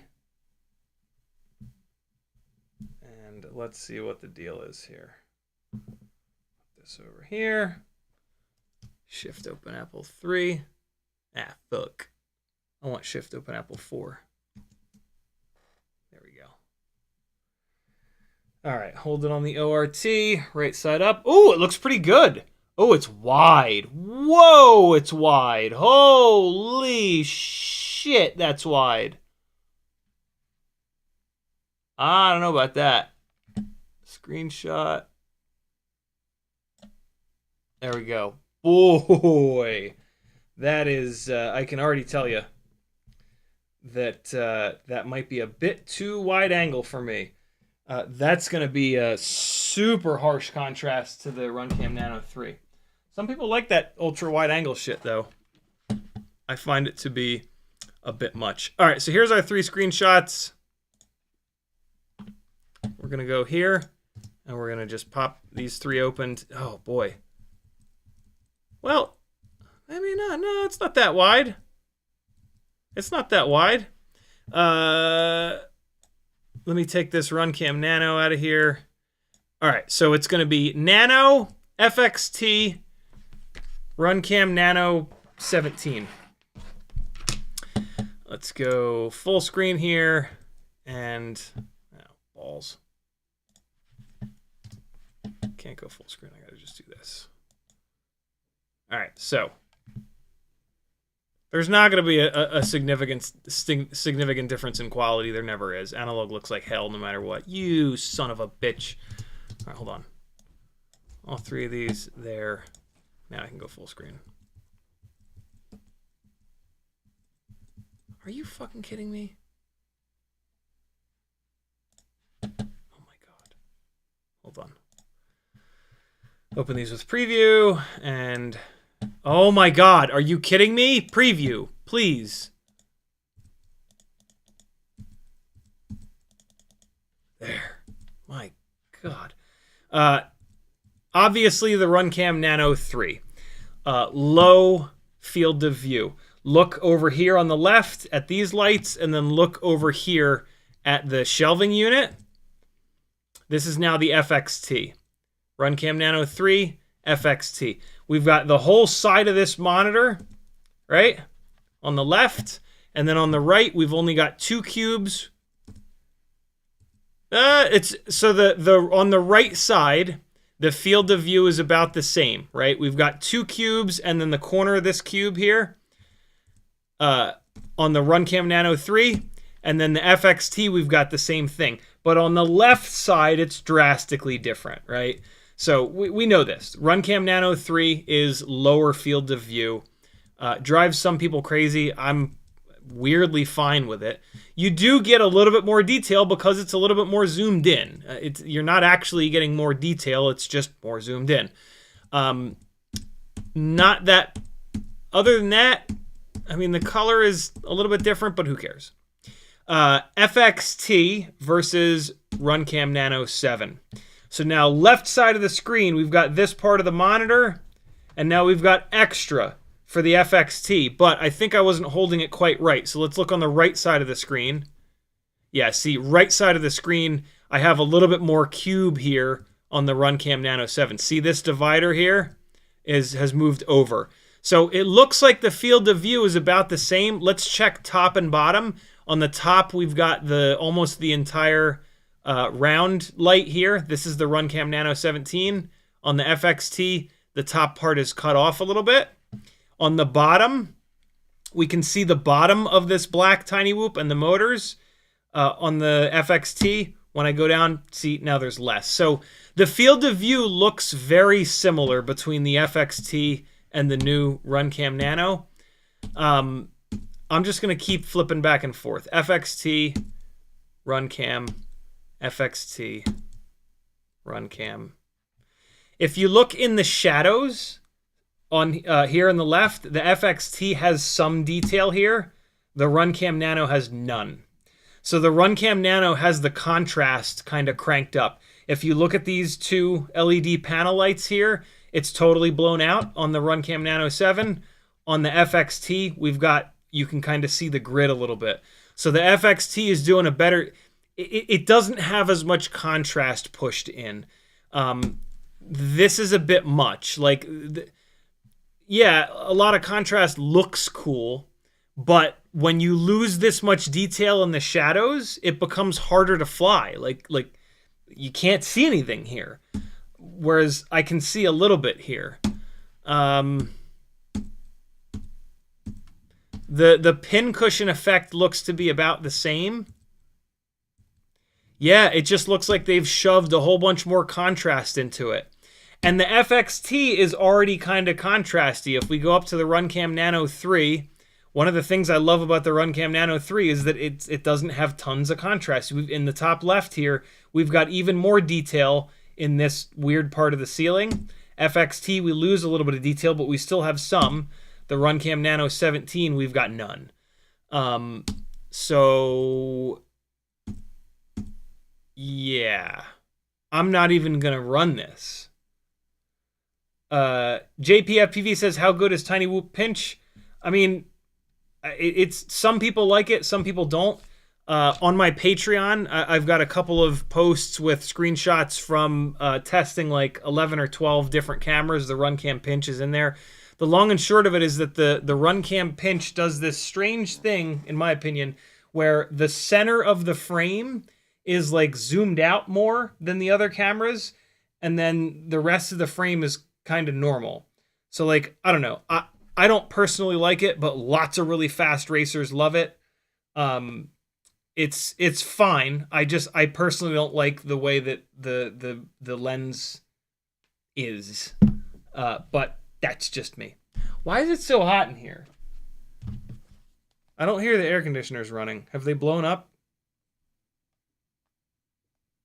Have the air conditioners finally kicked the bucket? No, it's only 73. Weird. I'm just on fire.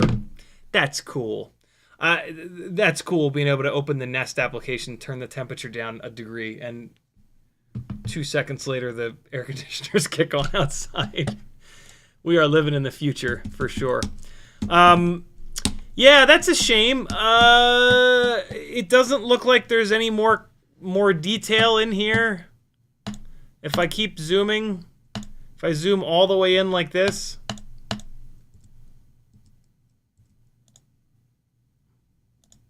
no, it's analog, so it looks like absolute assholes. Yeah,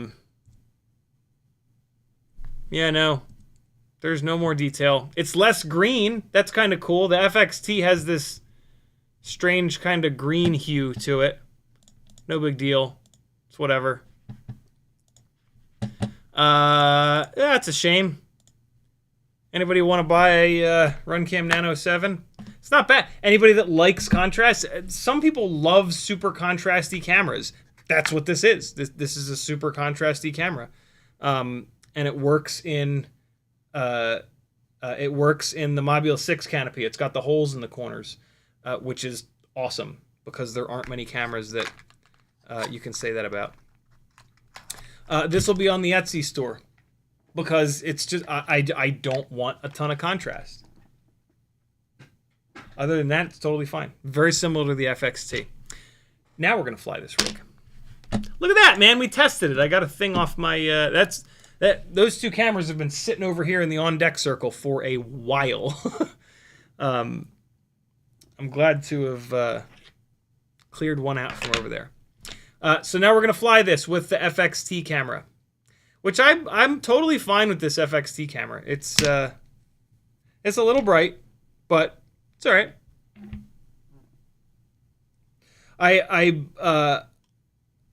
I have even more of an appreciation for it now, seeing it compared to that 7. How did they get to 7? It was RunCam Nano 3. I never saw a 4, 5, or a 6. Did you? Dave S says, thoughts on the Ant Cam? Just ordered one this morning. Since you just ordered one, I'm not going to give you my thoughts on it. Because it's not going to make you feel good. Now that I've said that, you know what my thoughts are on it. Not my favorite. 3.8. This battery's done. Next battery coming at you. Mobula 6 2024, version 2. Beta FPV Air 65 Pro. I'm sorry, Meteor 65 Pro frame. The new HQ 1.4-inch tri-blades. WeBleed 0702 32,500 kV motors with the 1.5mm motor shaft, so they're totally indestructible. True RC Singularity, ultra short. Mobula 6 2024 camera canopy, all that jazz. This is, I really like this 1.4-inch rig. I'm going to back-to-back this with the Hummingbird V4 1.4-inch build with the Newbie Drone Hummingbird 0702 30,000 kV motors.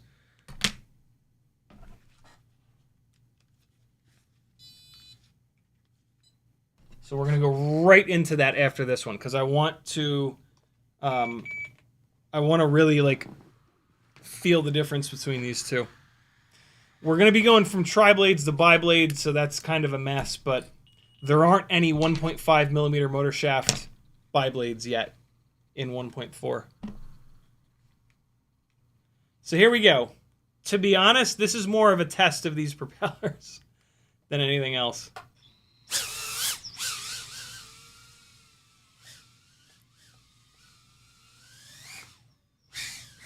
That's pretty cool.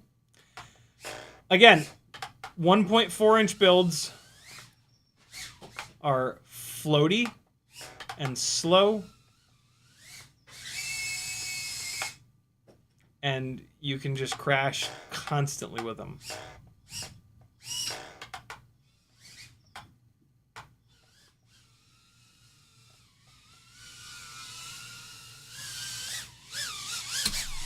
Jesus Christ on a crutch. Whoa. I closed my eyes for that one.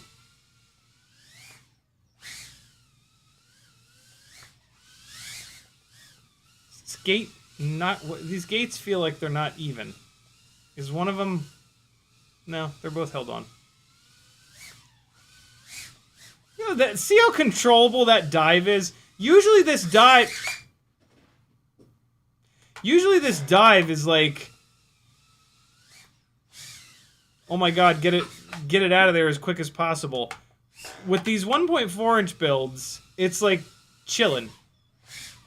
I can like chill on the way down for a split second. I really like flying these 1.4-inch builds.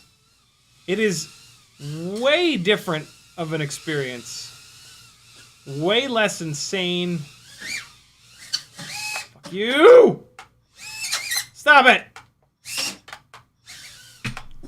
Oh boy. Not my night. Not my night for flying good. Man, even the Mega Power Loop is tough with these. They don't have that huge explosion of power.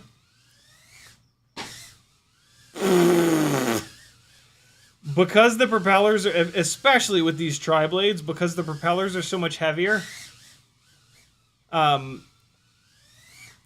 you don't get that quick hit of power that you do on 1.2 inch props.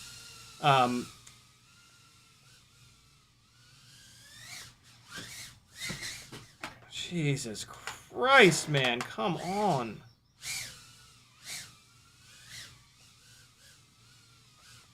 But what these do, since they cruise around slower, is they make your space feel bigger. Like, I'm not just going 7,000 miles an hour from, like, wall to wall. I'm able to, like, actually slow the hell down and chill and just, like, come over here and go through here and then go through there and then back up here, and it's really fun. Really, really, really fun. All right, straight into the Hummingbird V4 1.4 inch build. Right into it. Here we go. Now we're going to the bi-blades. We're going to the Gemfan 35mm S, 35mm S bi-blades. All right, here we go. So a much lighter propeller, BI camera.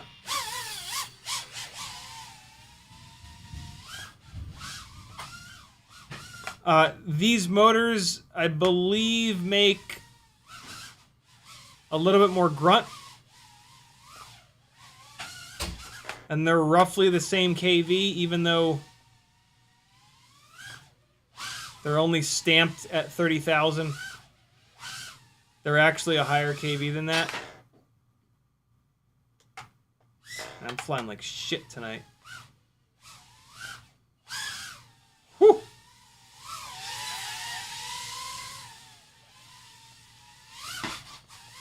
Damn you. Yeah, see, like, I've really gotten used to the 1.2 inch rigs and how quick they respond to things like when you hammer full throttle. These bigger prop builds,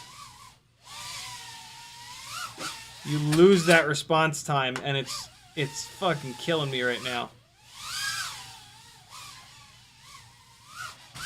Fuck!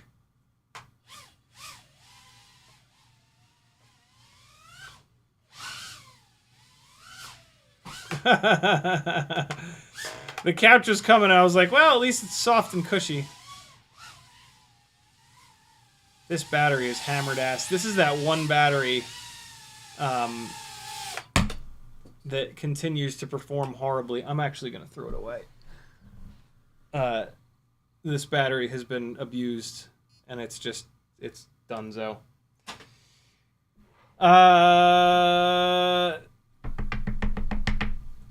Let me put a battery through this that's not a disaster.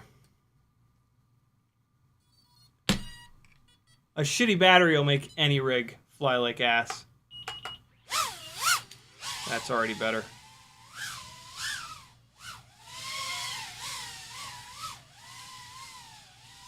So this is a Hummingbird V4 with a different camera mount. Yikes.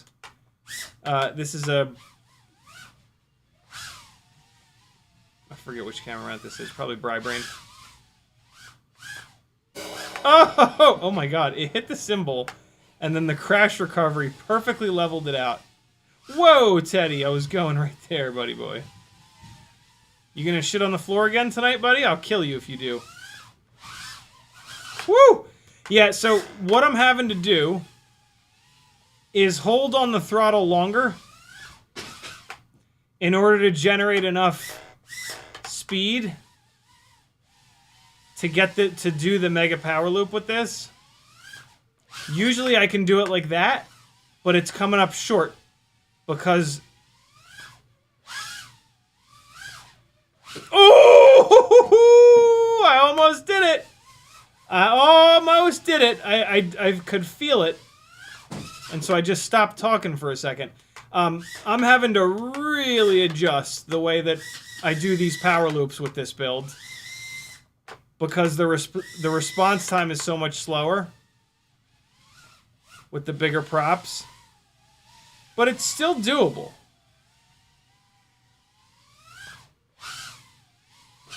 Fuck off.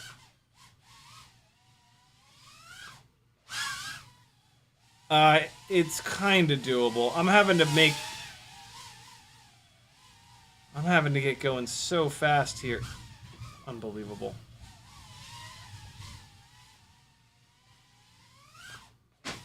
Try once or twice more.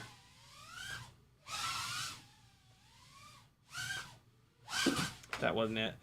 There was that big awkward stall in the middle, and I also didn't even land it. Ugh.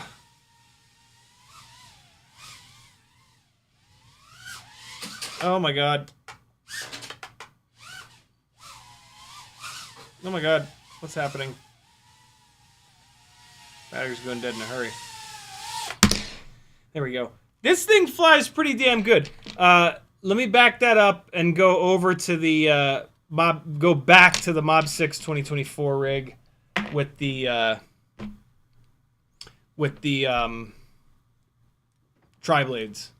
I want to really nail down the difference between the bi-blades and the tri-blades.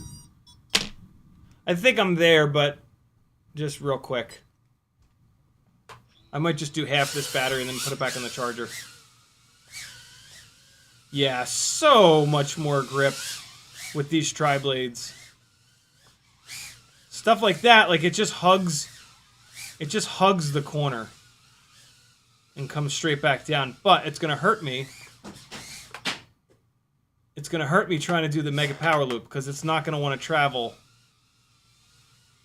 inverted. Let's see. Yeah, see that? See how short I'm coming up? That was a big throttle blast. So what's going to happen is I'm either going to slam into the ceiling or I'm going to come up short. Try another couple times. I mean, that had it, but boy, it was trucking across the room for that one. Yeah, see? Coming up short. These motors have good power, but tri-blades are heavy. Big stall in between doesn't really count. Having a hard time getting lined up right. Ugh. Crash recovery screwed me on that one. I bumped into the ground and it just like flipped me over for no real reason. Fuck off. Stop! Stop!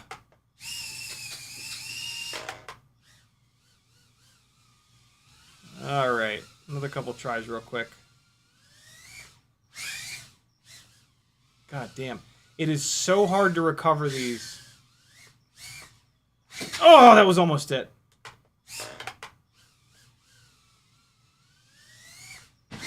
Ugh. Apparently I do not have air mode on a switch on this quad because I just tried to do it. See how short that came up? It just won't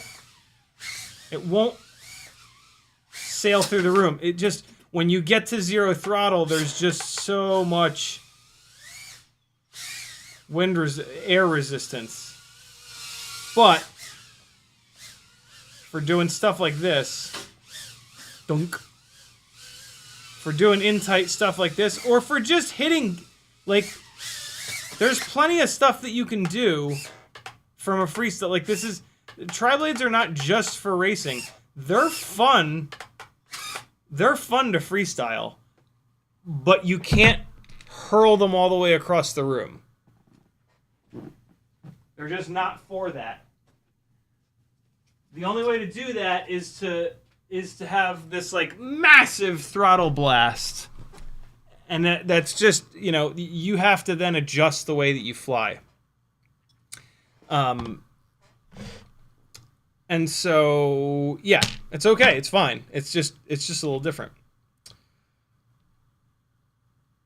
So there we go. There's my thoughts on both of those. I talked about this one a bunch. This is the Hummingbird V4. This is great fun. These 0702 30,000s make really good power. This thing is a riot on these bi-blades. Let's do that RPM test. I got a fresh battery here. Let's do that RPM test real fast between these two guys. I'm gonna throw this battery directly on the charger. Yeah, here's a fresh battery. Let's see. Hummingbird 30,000s, 0702 30,000s versus WeBleed 0702 32,500s. The problem is bi-blades versus tri-blades. These are 1mm shaft motors, so the bi-blades are available. These are 1.5mm shaft motors. The only props that are available are the tri-blades. I should put tri-blades onto this, but no, I want to know where it's at with these different propellers. What I really want to know is how much more draggy the tri-blades are.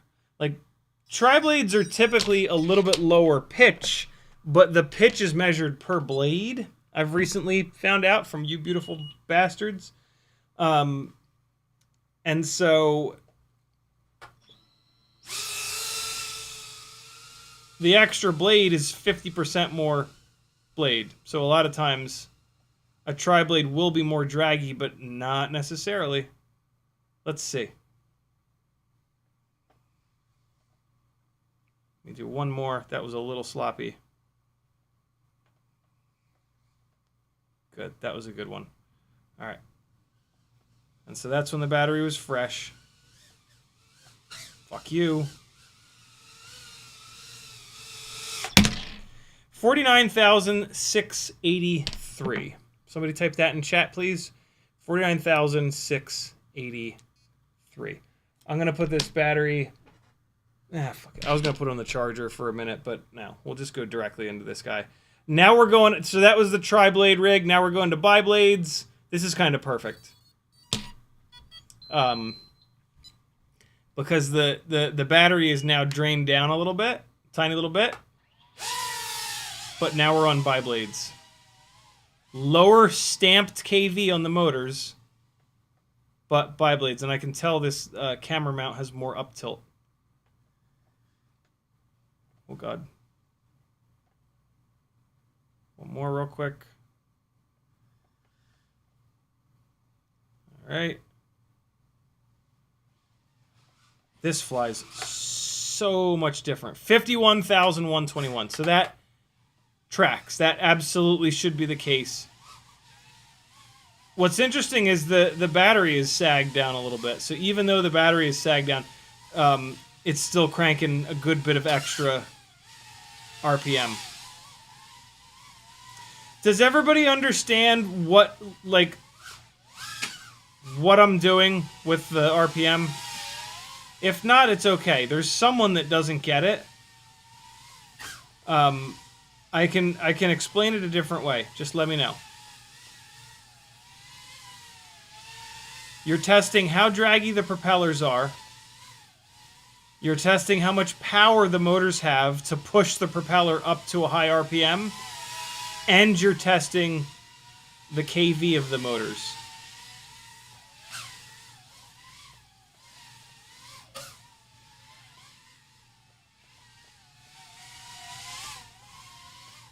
.4-inch rigs, my friends. Build you one. This is so much fun. These are so much fun to fly. It's crazy how different they are to 1.2-inch rigs. It's really funny how unique they are. And really cool. I really, really, really like it. Even though this rig is on bi-blades, it's big, it's floaty, it slows down when you turn it. It's super, super, super fun.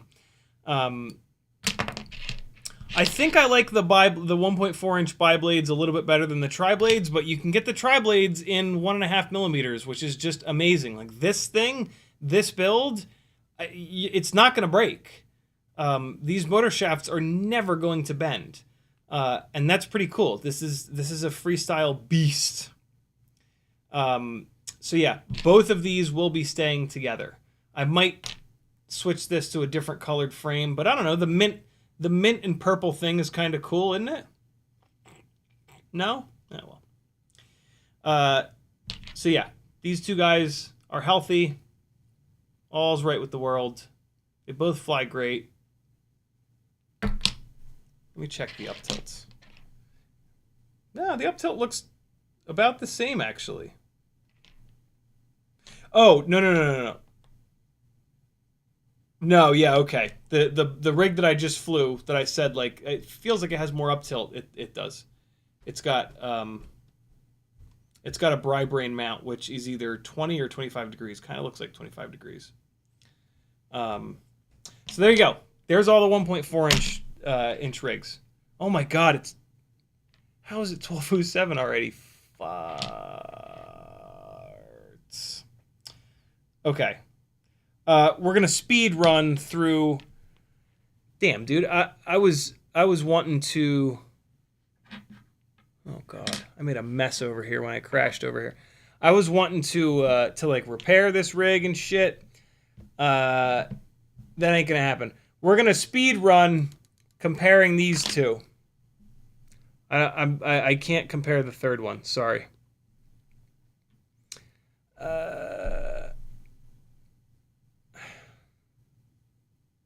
Yeah, no, I gotta pull it all the way apart, and the motors are direct solder. Yeah, I gotta take this all the way apart to change the battery lead. Yeah, no, I don't have the time. Well, we did a good 1.4 inch prop comparison. That was nice, and I've kind of confirmed that I'm gonna pull that one apart, which is good. So yeah, here's two really good formulas for 1.4 inch builds that I'm pretty confident that you'll dig. These both rock. These are both super fun to fly.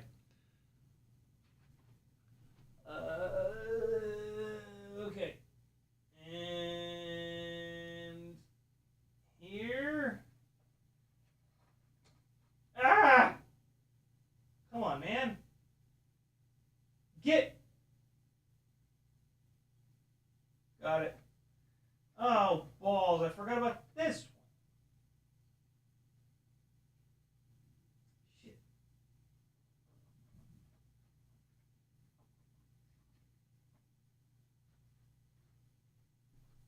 I forgot about this Air 65 based one. This is on the Beta FPV motors, which are only 27,000 RPM. 0702 SE version 2, 27th. We might as well throw this up in the air. Hold on. Let's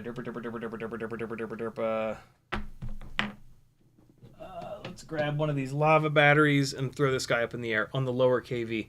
FPV.Kiwi with a 10 New Zealand dollar super chat. Thank you, brother. He says, always appreciate the streams. I appreciate you supporting me so that I can do these streams. Hey, look, there's a new thing. I want to get another DJI 04 Pro to do a full-blown 3-inch or 3.5-inch freestyle rig with. So there you go. There's another fund. If you want to see something like that, you can donate, and I'll do the build. I'll take care of the rest of the build. You guys cover the camera. I got the rest. This is on the Gemfan 35mm S propellers, the bi-blades, but lower KV. 27,000 kV, CO3 camera. This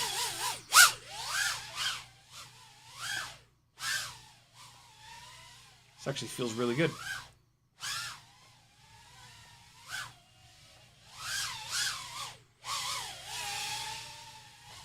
I think this feels better than the other two. Shit.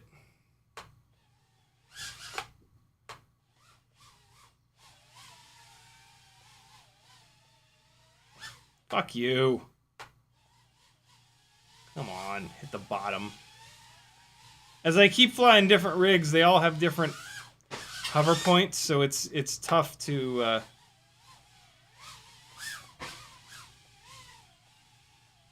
do this, but try my best. Damn.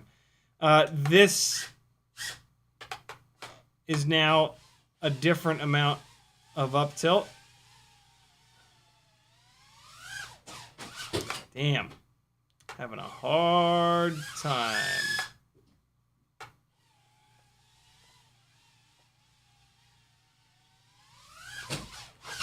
Boy, I'm hitting the ceiling every single time. Every single time. Which means either it's way different up tilt, which I don't think is the case, or it's actually got more power.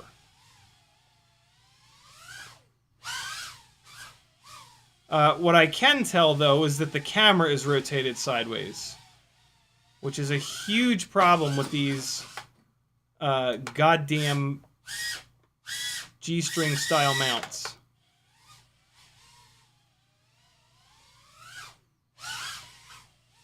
God damn it. I can't fly with the camera like this. It's just awful. Let me try to get it. Oh yeah, it's I can feel that it's rotated wrong. All right. That should be a little bit better.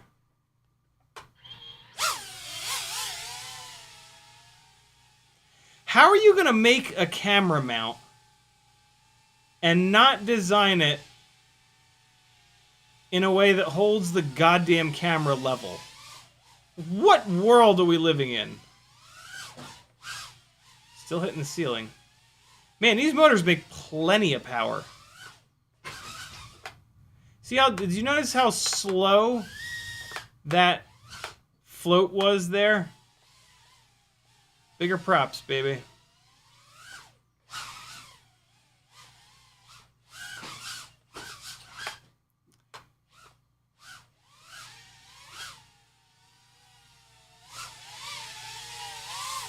Ah! It was loud. It was right in my ear.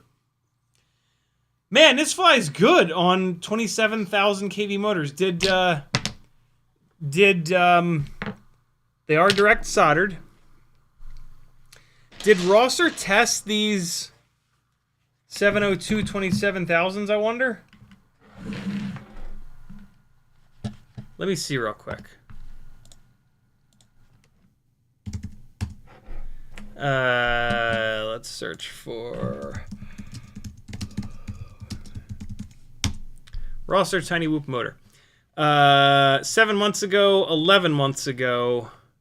Okay. It's this one that we want. This is the one with actual motors that human beings are using. Oh, shut up, ads. There we go. Max thrust. This is all we care about. Beta FPV 802, 802, 802. Happy Model 702, 23,000. Tiny Whoop 702. Beta FPV 702, 23,000. T-Motor, Gep RC, WeBleed, T-Motor.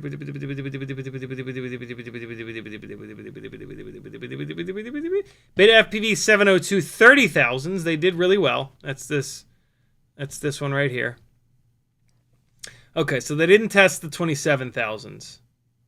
The Beta FPV 27,000s. But they're probably up here. They feel really good.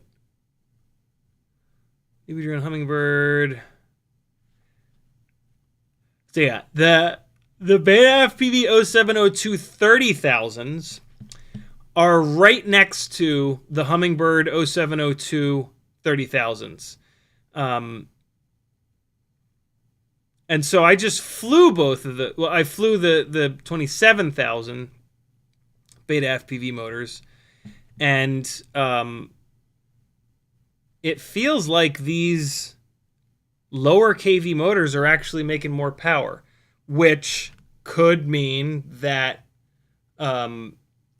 with these bigger, more draggy propellers, 30,000 kV on the way that Newbie Drone and Beta FPV calculate kV, which is very different than Happy Model, 30,000 kV is maybe too much. So that kind of makes me want to take that screw the 1.2 inch rigs. We're gonna finish strong with the with the 1.4 inch builds. I've got two fully charged batteries. We're gonna run these two rigs back to back. I have to know, and somebody out there also wants to know. All right, hold on.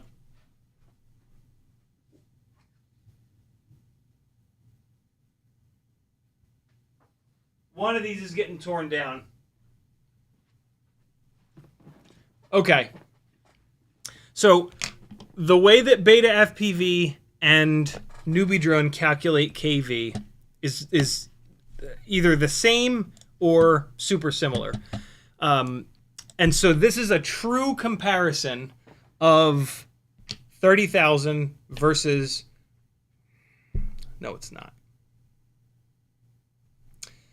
The Hummingbird V4 not only has plugs, but it has the smaller plugs. And that's the difference that we're seeing here. So...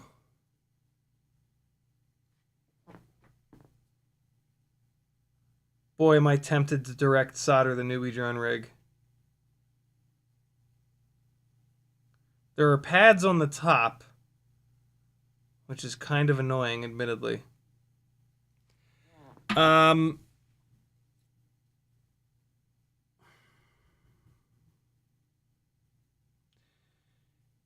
Chaos Wonder says, when you're building a 65mm whoop, what would be a reason to use 802s over 702s, or should I always stick with 702s?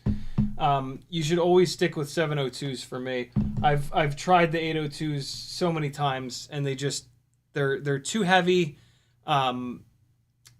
Yeah, they're too heavy. You don't need that much stator for the weight and drag of these smaller propellers.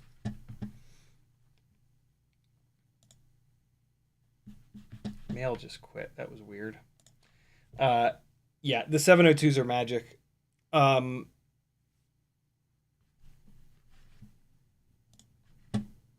Isn't enough space in my home folder. What? Where did all the... Yesterday, I had 8 gigabytes free. Right now, I have 797 megabytes free. What the fuck happened?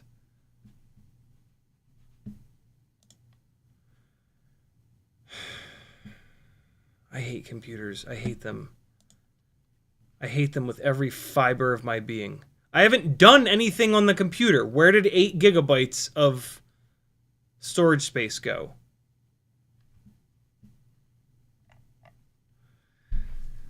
Oh my god. Oh my god.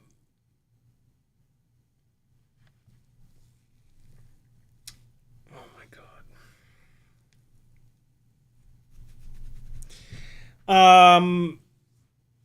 Yeah, no, that's why the Hummingbird rig doesn't feel good.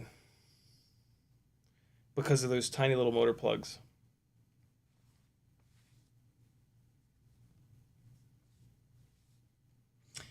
That's a shame. That's a shame. That's a shame. That's a shame. Hummingbird V4. I guess I'm going to pull it apart and make it... I don't need to have this many 1.4 inch prop rigs. I want to have 2. Main and a backup. I don't want to direct solder this because it's just silly. And so... Yeah, Hummingbird... And this Bri-Brain camera mount pushes up against the front thing. So this Hummingbird is going to come apart. I'm going to do something with this. I'm going to do something with this. Yeah. This thing flies great with the direct soldered motors. Even though the KV is a little bit lower. Man, it is really good. I'm really impressed with how this thing flies. Cool.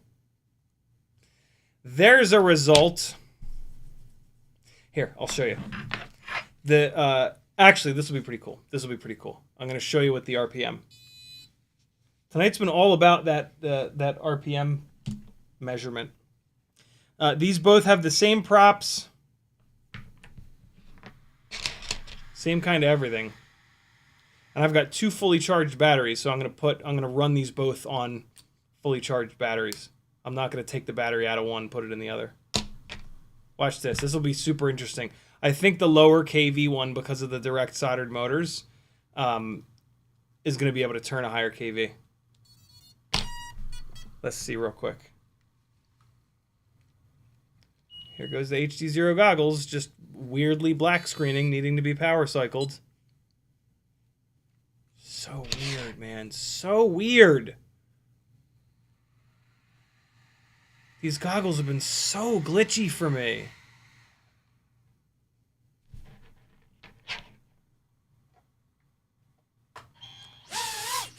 And like, I've updated them. It's almost like it's a hardware problem because I've updated them a bunch. And these problems have never gone away. Oh, come on, guys.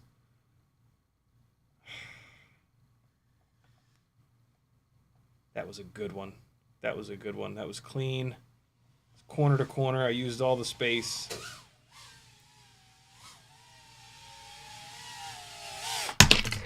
$50,804. That's the 27,000 kV motors, man. That's crazy. I can already tell that's a high number. This guy ain't gonna. This ain't gonna get that much kV in there. Jesus Christ! Get out of there. The battery wire is getting stuck in the plug. Stop it. Get out of there. There we go. I don't think this is gonna turn 50. You never know, but.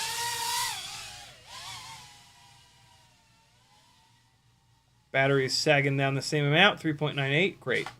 Awesome. I love it.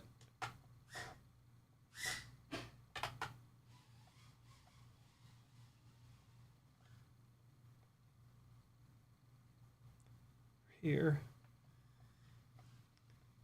Good. Look how cool this looks, man.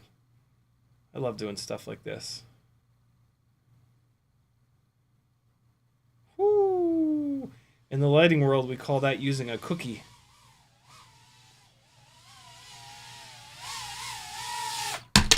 $50,146. Wow, it got pretty close. But yeah, 27,000 versus 30,000. These should be like 52 or 50, at least 51. That's pretty low in comparison. Here's the Hummingbird rig. Let me just do a couple quick double power loop attempts.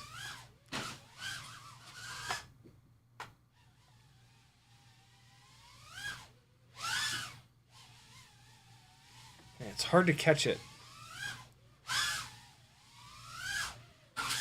Nope. Close. Boy, am I getting closer every time.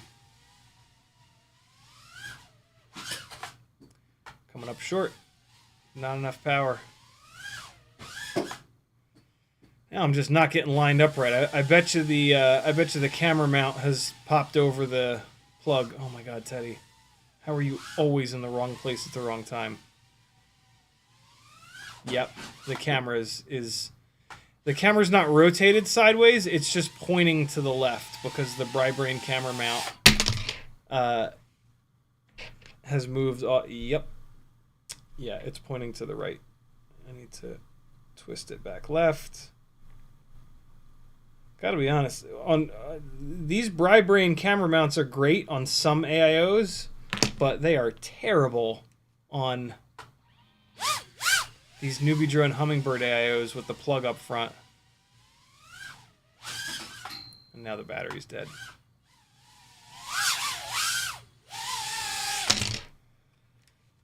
That's the newbie drone.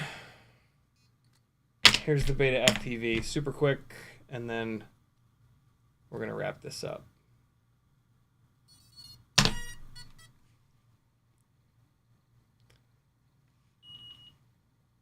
HD0 goggles have gone black screen again, power cycling them.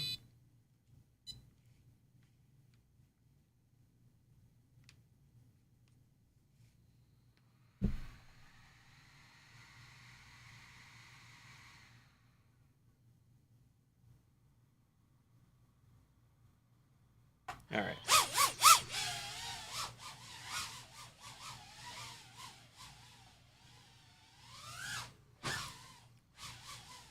CO3 camera kicking ass. Oh my god. Stop. Let me fly.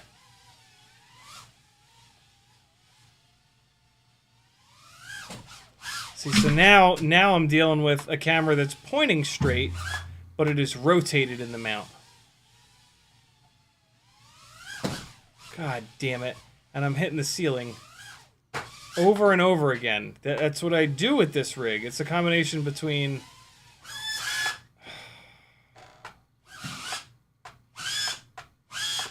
That's all the patience that I have. I'm done.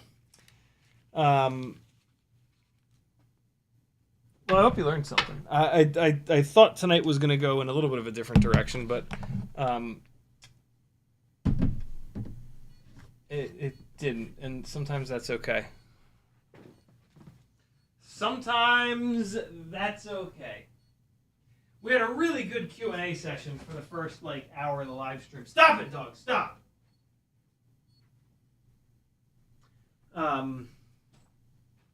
So yeah. Hope you learned something tonight, my friends. I had a good time, and that's all that matters.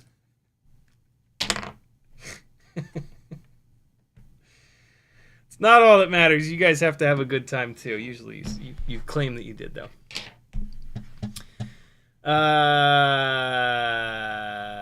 Andrew Taylor says, what's the best goggle strap? I have a weird-shaped head and want to try one that's wider than my current Skylens strap, which is 35 millimeters wide. They're cheap. Buy a couple different ones and then sell the ones that you don't like. Well, I don't think you're going to be able to get an opinion from someone. You're not going to be able to find somebody else that has the same weirdly shaped head as yours. WeBleed says, planning to get a WeBleed order in, just need a couple 2G4s, planning to build those with Newbie Drone Cockroach V3 frames and actually be aware of in 2025 when selecting props and motors. Nope, everything still applies. 702, my favorites are the Happy Model 32,000s, 36, and 40. Brandon's Baked Bean says, I think RunCam is counting all the versions of the Nano 3. There were 3. There were 5. 5 different versions of the RunCam Nano 3. Look at that. I'm caught up. Thanks for hanging, friends. CiottiFPV.com to support me. Patreon is the best way that you can do it. I do need everybody's help to keep this thing on going. I know times are hard, but support people that make the stuff that saves you money. Especially with FPV stuff getting more expensive. Hopefully the value of these live streams is... there's more value every single stream. I hope. I hope! Be good, friends. I'll see you on Friday for real this week. Cool. Here's some more flying at the Tiny Whoop Open.